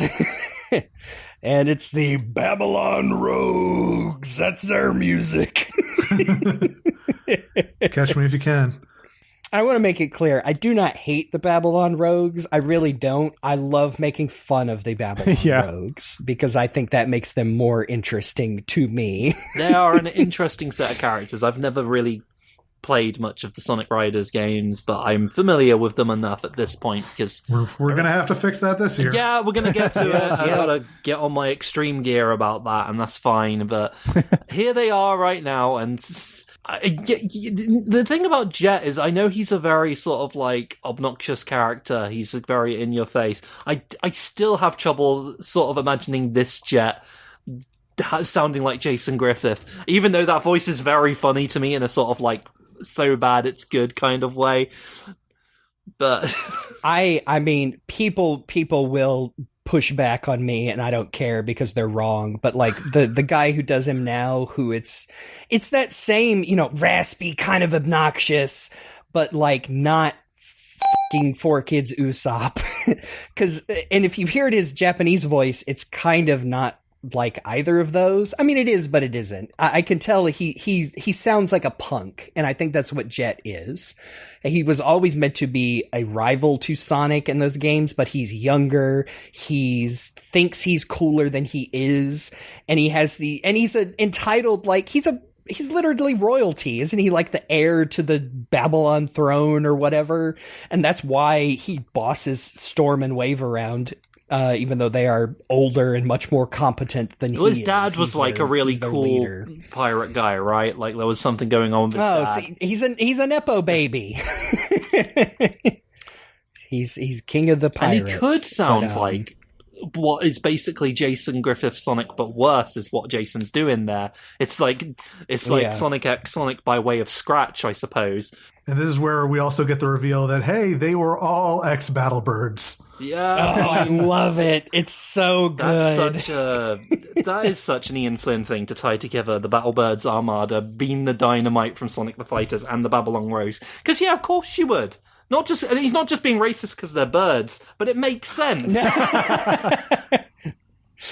Yeah, that where this like the origins of the extreme gear technology, and the Babylon Rogues would break off because Jet is more interested in his father's legacy as an alien pirate king than the Battlebird Armada conquering the planet. And then Bean just like jumping onto him saying, "Jettison Q Hawkington." That's such a fucking like mid-2000s like internet thing. Yeah. Which is how I often interpret the way that is often how Ian was writing this, is like as a guy on the internet making those sort of jokes. No, I disagree. There is no evidence in the next few pages that Ian was following stuff. And I mean, again, like it's freaking Bean. Like you said, this is even pre like Bean the Dynamite. Bean was not a character. Bean was a dude from another game that was in Sonic the Fighters. Bean would never have a personality until Sega was just like, okay, just write him in these comics as what you did. Because he's there in Sonic Mania have we seen him, and that's an illusion version of him, and he's just throwing bombs. So, this is all we got to work with now, is Ian Flynn's interpretation of the character, which is the correct one. Yep. Yeah, and I mean, you literally have on this show, you have this, and then you have the Sonic Championship arc to see the refined version of this, where it's less references and more like, what would Daffy Duck / Woody Woodpecker be in the Sonic world? He would be this Bean the Dynamite, who's a silly, crazy guy. He's a wacky, silly guy. Wild and crazy guy. Speaking of keeping that thing on him, Knack is through fucking around. Yep. He's finally become Fang the Sniper. Yeah. Oh yeah, this preceded that in the Champions arc that we just talked about. Yeah, he's full on got a sniper rifle because why not? It looks great. It's so cool. I think it makes a lasery skeow sound, but it does have a threaded barrel. Yeah. Like, you could put live ammunition in there if you wanted. Which I think that was a whole thing, because there's some issues before this where I think some art got changed because he shoots Sonic in the head with a stun beam, and like I think they made them go change it. Like, we can't show the impact. That's kind of fucked up. Which, hey, we just talked about Mina Mongoose shot with a real gun. She got better. But, hey, one of those changes I kind of understand. It is one of those weird things where, like, in the Archie comics, I mean, we saw him with a gun in the games, and we just assumed, oh, it's a gun then. It's a real gun, not a cork gun like in Sonic the Fighter. Was it in Triple Trouble? Did he have a cork gun? I don't know, but they quickly decided, oh, he's got a gun, but not that kind. But the Archie comics was just like, no, Mina Mongoose is getting shot for real, though. Which, knowing that, probably was when was less like, oh, I can't believe they got away with it, than an editor finally looking at it and said, wait, you did what? Like, yeah, idiot, you signed off on this. Sonic Comics, what a colorful history, eh, folks? And they're just about to get to issue 100, apparently, according to the adverts here. At this time period, of course. No, I think this isn't specifically an ad for the app on the Apple App Store, which I remember downloading, and I might have bought one. I think I might have bought the first arc of Sonic Universe. Yeah, I just realized what I'm saying there, because this is way past issue 100. What am I talking about? But it's just that, what are they doing there? Why are they talking about 100 issues in the making, then? Because they're adding issue 100 to the app. Oh, okay. All right. Yep. I think I remember reading a handful of issues on like my iPhone 3G on my break at Walmart because, yeah, of course, I have disposable income and a new smartphone. Why wouldn't I download the Archie Sonic official app to read badly compressed issues? Oh, it did not last long. I remember that. They just straight up stopped adding issues after a time, and I think never updated it to be compatible with, I think iPhone 5 is when the screen resolution changed. Anyway. I will say, digitally owned copies of the comics, great idea. It was really great when Comixology did it. Sure hope those guys last. So the rogues get that Soul Emerald. Although the hooligans hop on their bike and Knack straight up shoots it right out of Jet's hand, and the reaction is, again, the Soul Emerald explodes in a huge ring of fire, taking them all out. The tiny little just black silhouettes of the rogues falling off their gear. Also, I feel like we do have to mention, yes, that is making a Homestar Runner reference. Yeah. Excuse me, monstrosity. Do you have the times? It's do you know the times? You're getting the reference wrong, Ian. Whatever. Oh, that's even worse than the making in the first place. Oh, it's cute. He just likes doing that. I mean, who among us has not made a inappropriate reference to Homestar Runner in our daily conversations? I don't know what you're talking about. I was about to say, no such thing as inappropriate. It's at least 12% of my vocabulary still, so. I'm a Babylon rogue from outer space. By the way, did you notice when the Babylon Rogues are escaping before they get shot down hilariously, Wave is doing a handstand on her board, and I guess that's probably like one of the tricks in the game. Either way, it's incredibly extra. I quite like that. Yep. That is like, I don't remember Wave having a super established personality other than she's always mean to Tails, which is kind of funny. But yeah, I like that she's, these are her machines. So yeah, she is a little extra about them. That's already Shadow's thing anyway. You can't take away being mean to Tails specifically.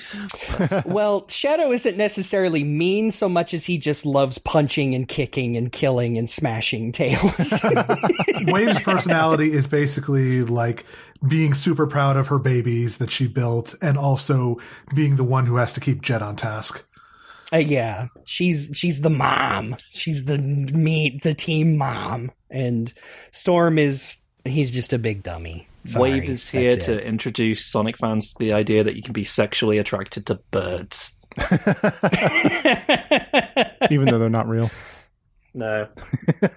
Yep. I like this idea that, I don't know if this is like explained in Sonic Rush at all, because I still haven't played that game yet.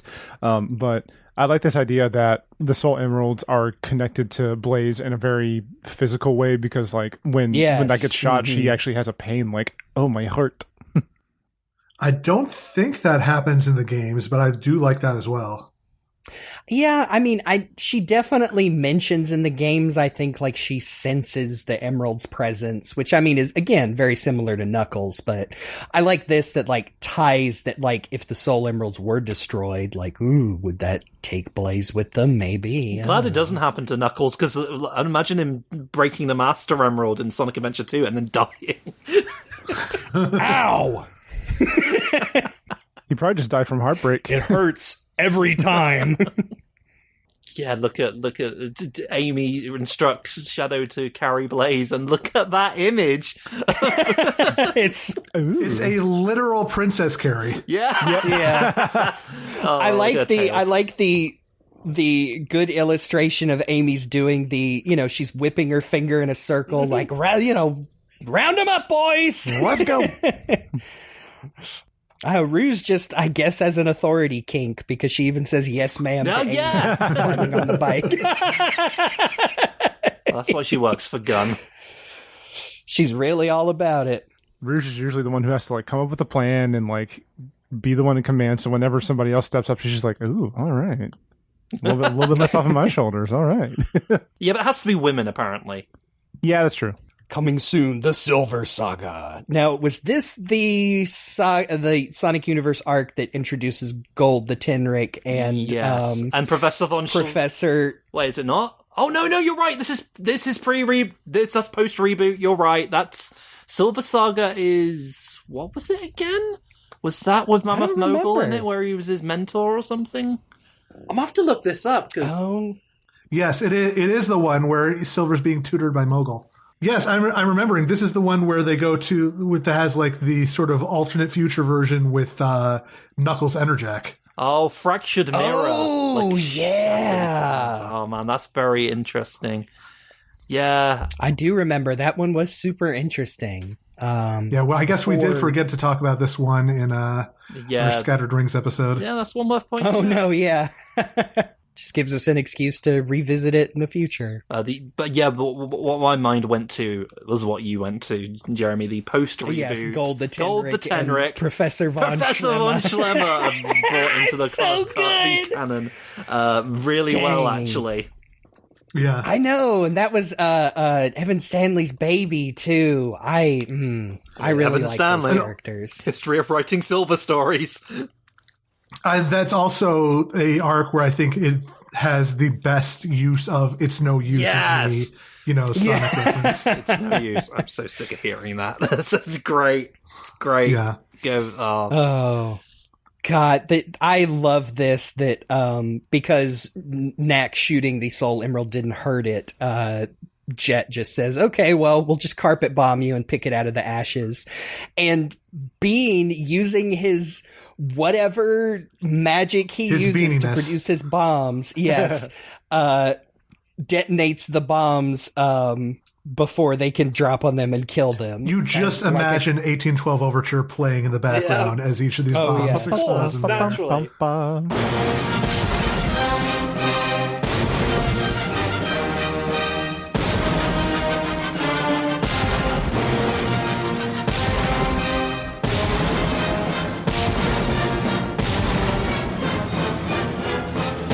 I mean, that's a song that requires the use of cannons if it's being played correctly. So of course. Yeah.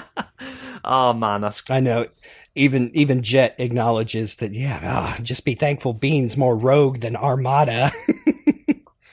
God, yeah. Now thinking about the whole Sonic Universe arc with the Armada, like, geez, Bean would be unstoppable if he followed all the orders from the Armada. He's a freak. Imagine if Bean locked in. It's terrifying. Yes. Oh man, yeah. Thank God that Bean and Starline. Wait, did they ever meet? No, they did not. No, they're classic. He's stuck behind the classic wall. For now. Starline's behind another wall of death, so that might be yeah, that too. Oh, he's dead now, so he's isekai'd somewhere. According to Ian Flynn, yeah. Oh no! the next miniseries spin-off from IDW Sonic. Became a bit of a running gag on the Bomblecast, as I understand it. Like, legitimately, Ian was like imagining he went off to other worlds. I used to be Eggman's #1 fan, but now I'm just a scientist in a medieval factory. That's the whole title, yes. Oh, here's that bit where here's the rogues and the hooligans are going to clash again, and they are interrupted by Omega laying out some daka in between him, and then he says, "Menace and masculinity reaffirmed." I love it. From the sidecar. When I read that line, I was just like, you know what? I say this in an endearing way. I think Omega's got a little bit of redneck in him. Yeah. Also, Cream sitting on Omega's shoulder is adorable. Oh, yeah, look at that. You got to use those big old pauldrons for something. Yeah. Even Cheese. Look at Cheese. Aw. We get a brief page of all the teams kind of setting the stage, and one last bit of Shadow, having second thoughts, like, you'd betray them twice in one day? While Omega looms in the background. Look at it. He's so big, too. What are you talking about? Almost a note to initiate this fight is Bean producing a bomb and saying, I make boom now, yeah? Oh, yeah, you make lots boom now. And everyone's fighting again. These kids. Have we learned nothing? The girls are fighting. The girls are fighting! So just even though they're all like diving towards each other to engage in battle, there's Bean just sort of like floating in the air at the end there with his tongue stuck out like a... Yeah. I like this fan art in the back of, I'm assuming is not edited, all of these signs. What is it? Amy, Sonic, Froggy, and Big holding signs and chanting that they want Cream in the book. Or else. Or else. Yeah, Froggies, yeah. And that one with Amy saying, only you can help Amy. Send in your son Amy letters. Oh, okay. No. Sorry, Jenny from Ontario, Canada. And that's all we have to say to Jenny. Yeah. And another off panel that is the hooligans. The Marvelous Queen breaks down, and so they put Bean in front of it like a horse, and instead of a carrot on a stick, it's a shiny spoon. Yeah, it's just a spoon. He loves shiny things. Oh, it's the solicit for Sonic the Hedgehog 220, which you have seen the cover. It's the one where Sonic is in the rain saying, you! But it definitely looks like Jism. I was wondering what you meant when you said that initially, and then now I see it. I believe even I think it was the colorist, was it Matt Herms? Even said years later, like, look, we went back and forth with the editors trying to say there's no way to render this. This does not look like that, but... we did the best we could. An effort was made. Just really viscous rain on Mobius, that's what it is. Yeah. Yeah. Somebody spilled their, natto beans on him. Oh, God. Oh, yeah. Oh, that man. stuff I've is got stretchy, some natto in so- the freezer. Yeah. It is. It is quite unique, textured. Another really nice Yardley cover for this last issue of just the characters having a big old clash. Neck. I think I missed things. Accepting his fate that he's about to be hit right in the face with Amy's hammer again. Just a real, mother. Yeah, mother. Exactly what I was thinking of. Yeah. He's not the only one, because it's the same thing with Jet seeing Bean's bomb and Omega as Cream is, pointing right in his face. Yeah, Creature's giving him a stern talking to, like, it's not nice to shoot people, Mr. Omega. Oh, who taught? Cheese about to burst through his torso like Son Goku. Really like Shadow and Blaze trading energy blasts, and Shadow visibly getting scorched by her fire as Blaze barely dodges that chaos spear. Yeah. Almost unintentionally looking a bit like movie Shadow there, because he looks like he's got extra fur, but it's just it's just a scorch. Also, just this big splash page spread across the 2 pages. It's just... Oh, yeah. Good stuff. Step 4, the Dados. It's such a good shot. I love it so much. Knack is never, ever allowed to look cool for more than one panel. Because here he is jumping over a missile from, directly from Omega. About to hit him in the dick. He's known to protect that, and I learned all too well. Using those weasel / jerboa gams to leap high into the air. Bring it up there. Jet just mugging for the camera. It's hard to even describe this issue because it's basically just one long fight scene for 80% of it. I mean, really, it's really good dialogue sprinkled throughout, but you know, it's in a audio medium. It's hard to say. I mean, spoilers. We're going to tell you to go read these because they're really good. Yeah. Oh, hey, man. Nax he's got the backup blicky. This kind of looks like a next generation phaser type weapon, but he doesn't even get a chance to get a shot off before, again, the 5-year-old jumps right on his head. Stomping on him like a Goomba. I know. Looks like he's taking the gun away. Cheese, eat the gun. What does that do to his stats? Oh no. Sorry, Plus 5 His attack. bloodlust. His appreciation for the Second Amendment. Uh-oh. Just taking another. Yeah, they are taking his anyway. Just looking at. Sorry, I'm still focused on the jumping on his head, and I'm just thinking of days in the arcade stomping on Jerboas. Well, Annie's got the soul emerald under his hat still, so she's smashing it into the soft part of his skull. Oh. His brain's on fire, literally. And then Amy again yells at Shadow, tells him to. They just talk in a burning ring of fire. Oh.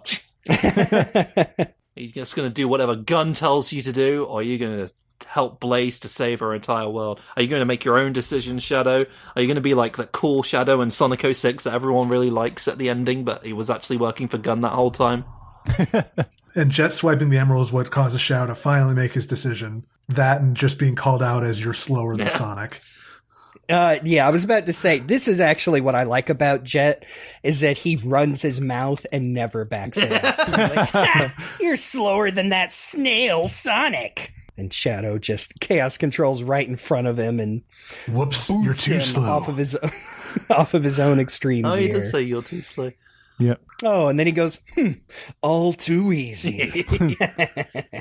Like that thing he says. Referencing the games, how dare Ian Flynn. I'm sorry.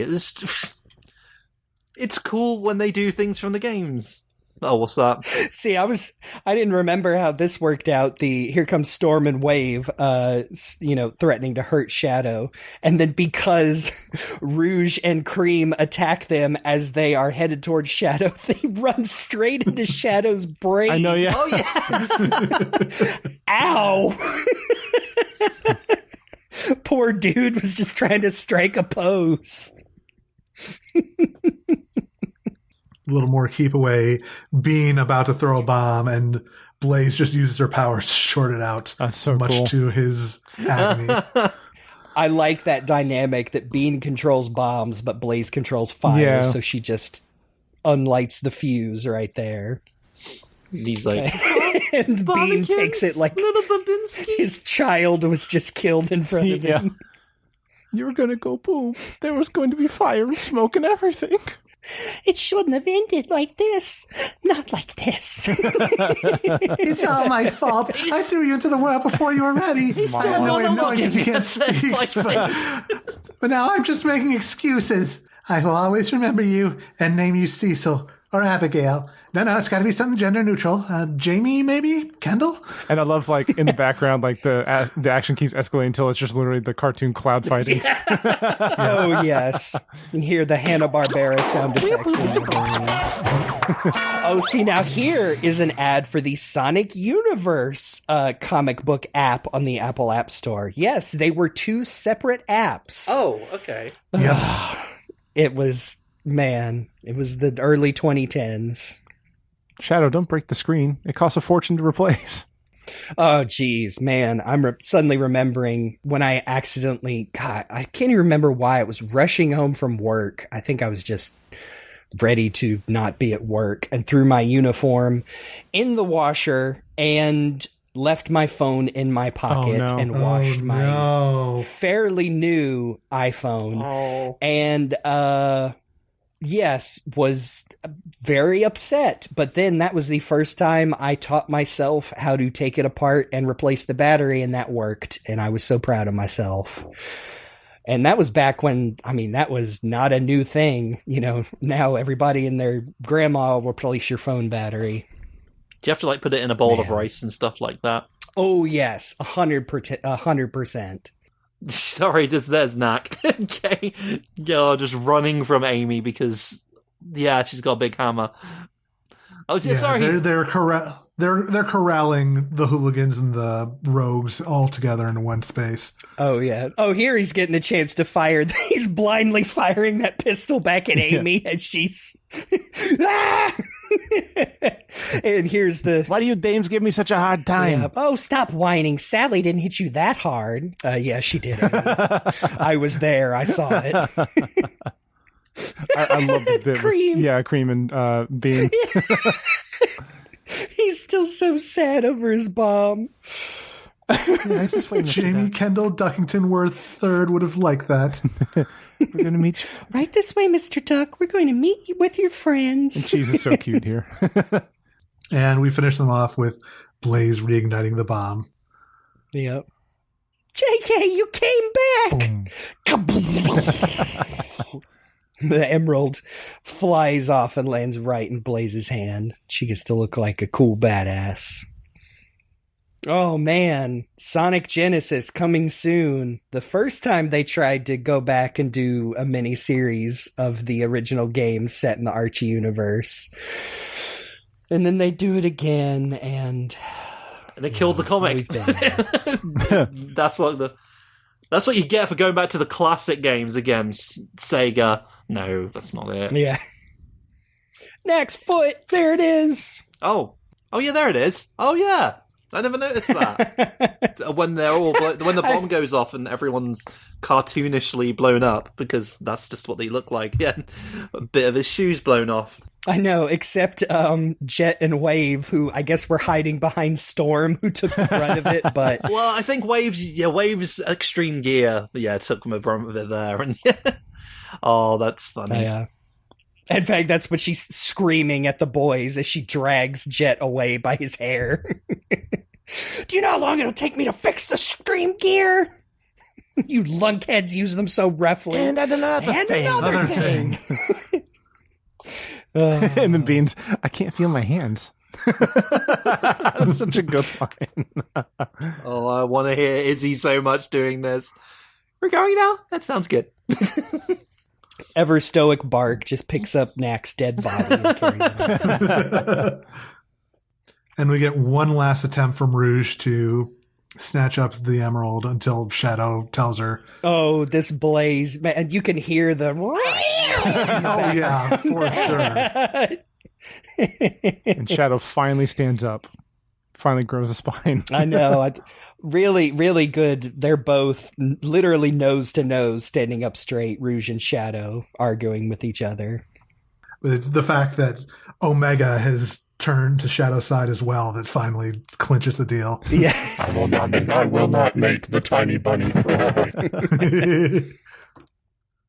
Hey, and here, like we said, here's Rouge, letting goodness prevail. She says, fine, but I'm not a good loser. Duly noted. She'll remember it in the future. And Omega's developing crush on Blaze And Blaze, yes? you burn things very well. I must go now. Goodbye. Yeah, I love this too, how Rouge and Shadow end it. She says, so smart guy, what do we tell the commander? You're the cunning spy. You'll think of something. Oh, Blaze. And she's got the missing soul emerald, so she's going to head back. Oh, immediately best friends with Cream the Rabbit like she's supposed to. Yep. And then when she leaves, she summons God's pillar of fire from the Book of Exodus, and The flames of disaster. yes, Oh no! Get out of here! Wait. Wade. But to close out this wonderful adventure, we do actually have Cream explaining to her mother exactly everything that happened as she shakily sips from her tea. Oh, yeah, I didn't even notice. Yeah. Yes. Far more than a simple investigation. you did what? But she's not freaking out. She came home safe and sound, so... And Amy even looks a little guilty about it. Yeah. Just see her walking over to the kitchen counter and shakily pouring herself a glass of wine right now. Getting most of it on the counter. On the counter. But unfortunately, and to be fair, we all kind of forgot about her. Just like Amy, Nicole was left behind, and there's her little monitor with a little angry face. Classic emoticon. Yeah. Greater than, colon, open parentheses. She gives a digital sigh. That's it for this adventure. Yay! There's Eggman Naga, by the way, at the very end in the off panel. That's the only time we'll ever see him directly in this comic, as far as I understand it. And it's not even directly in the comic. Yeah. Good comics. Yes. And if you read the graphic novel, you also get that little story with Cream, which is also a good little comic, also drawn by Tracy Yardley, and it's cute. And it does have Snively in it, if that's a deal breaker for you, but it's fine. He's there, only in it for a little bit.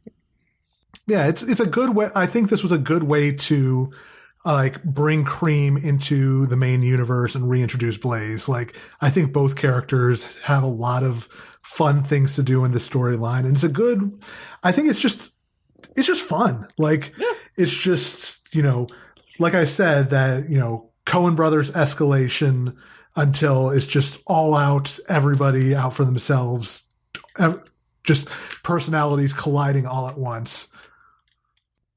Yeah, I really like these. Like I said, it was very interesting to come back to comics that are this old and having to remember where the Sonic franchise as a whole was. But again, taking in that context, I really like these. Yeah, of course, you can, we've already kind of, have hashed it out with the invisible force that is people that would not like this because it's not fully, quote unquote, in canon character. But no, I really like this, and I remember liking it back when it first came out. So, man, very happy to revisit it. Yeah, these comics do not feel 15 years old. Oh, no, technically they're 14 in a little bit. I'm holding on to the fact that it's not quite October yet, but we're getting there. Boy. It's old enough to be a Sonic character, nearly. Sorry, no, it's not. They don't have ages anymore. They are unaging creatures, which I suppose they should be.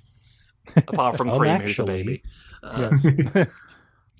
Yeah, I think I remember reading most of, or at least part of this before for a different episode that we did back, who knows how long ago on the podcast. Probably for the Shadow episode. Maybe, or I feel like even further back. But yeah, it was fun to read this all the way through again, and I gotta say, I really do. I know that the focus is on the ladies, and they're fantastic through this, but I really do enjoy Shadow's arc through here because it gives him it's not the.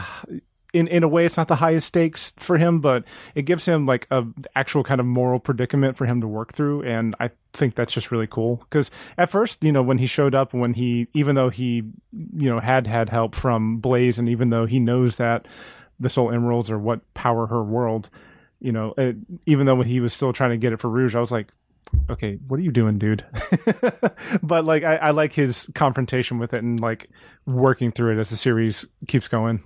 So it's good writing and good art, and I like a lot of it. And of course, it's an A+ book or an A+ story just because Bean makes a Homestar Runner reference. So we are easy to please. Oh yeah, yeah. No, man. It's still good. Obviously, there are elements of it that we won't see anymore, and I feel like. Even in the Archie comic itself, at this point, Ian Flynn was still sort of working out exactly what he wanted to do with some of these characters. So there's going to be a few elements which don't feel relevant anymore. But man, whatever. It's just take it for what it is—a Sonic comic at the time where things were slightly different and they hadn't worked this stuff out yet. And Ian was doing his best to bring all these characters together that didn't have a chance in Archie, because everything in Archie that was going on in the main strip was a load of old bollocks that was written by previous writers. So it's nice for him to try and make it more Sonic. And this whole arc is very Sonic-y. There are references, obviously Nicole's in it, and there are references to, Knothole and things that are going on, but mostly they're pulling it away from all of the stuff going on there, putting them out into a field and having, here are all characters from the games. doing the cool, basically a Sonic Heroes thing where it's 3 members fighting each other in a brawl, and it's good. It's not, Sonic Universe is good for that kind of thing.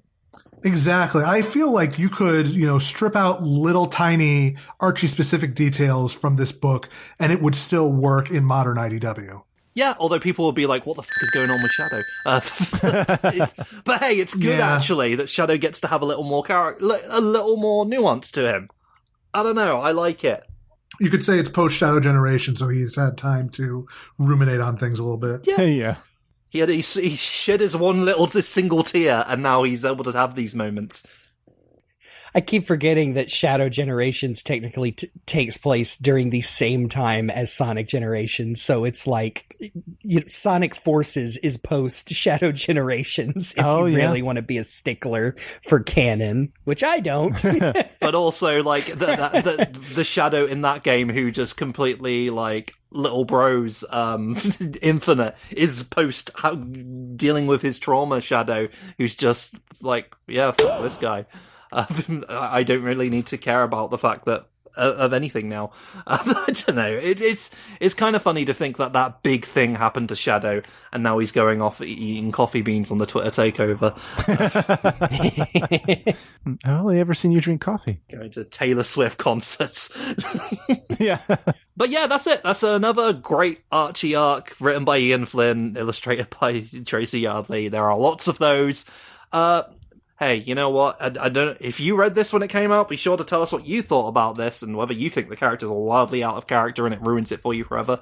Or if you're like the kind of person who wants to go back and look at what Archie had to offer during the pretty decent time of the comic, I have to say, yeah, go for it. Maybe try Sonic Universe, because it's largely disconnected from all of that bollocks. So you're getting like these fun little stories with game characters for the most part. Not always, though, because sometimes Mammoth Mogul's in them, but it's fine, whatever. Literally in the next arc. Yeah, so, but, it's a way to experience that. But yeah, God, we'll have to get into some more Sonic Universe ones, because they are fun little arcs. And I would love to. But until we do that, you can find all of us all across the internet under various things. You can find me at Faulerro. That's Faulerro. Love that jingle. You can find me on the socials as RockTheJake, and you can find me on twitch.tv as Mr. RockTheJake. You can find me all around the internet at CyberLink420. And you can find me on Blue Sky at JeremyBaker.actor, and the rest of the internet as GameBuddy, sometimes with a 123. And special thanks, as always, to Amy Waters for the use of our theme song for the album Gotta Go Slow. You can check out more of her work on YouTube and Bandcamp, and don't forget those Bandcamp Fridays. She gets more money if you give her money, so be sure to give her money, because without her work, we wouldn't have nearly as good of a podcast because it's a good opening. Agreed. Amen. And you hear it every time we start and end the show, so yeah, you be sure to show her some love for providing that for us. Remember to do all of that begging stuff, the subscribing, the reviewing, share. I would like folks to spread around our podcast a little bit more so we can all enjoy Sonic together and also be miserable about Sonic together sometimes. But this time we had a good time, even though Yogi Bear kept jump scaring us. It's fine, whatever. Seed the podcast into the world. Yes. Spread your seed. But next time on the podcast, we are going to be. It's kind of appropriate that. Well, I suppose we were talking about some racing, but we're talking about different racing because we're talking about classic racing games. That's right. We're finally going to tackle some racing games within Sonic, and we're going to start with the classic ones, things like Sonic Drift and Sonic R. And those are all the ones. But it's nice to sort of finally approach why the hell would Sonic be in a car to begin with? Well, God, isn't it funny that the guy who wrote that short is now doing official art for Sonic? Good old sketch sector, formerly Sonic Mark. Yep. Oh, Mark Hughes, good for you. Get that bag. Do incredible Sonic art. Heck yeah. But yeah, next time talking about racing games. Hope you fellow racists can join us as we talk about I knew it was going to come from somewhere. But until then, until you're racing to the podcast services to get it, I've been Faulerro. I've been RockTheJake. I'm CyberLink. And I'm GameBuddy. And let me go, you big bat. Remember it. Whoa. Oh. I'm gonna have to find out what that one's from. Goodness me. Spicy on this episode. This has been The Hill is Always Greener, and we'll see you on the other side. Oh, it was Julie Sue. Okay. Yeah. Oh. So she deserved it.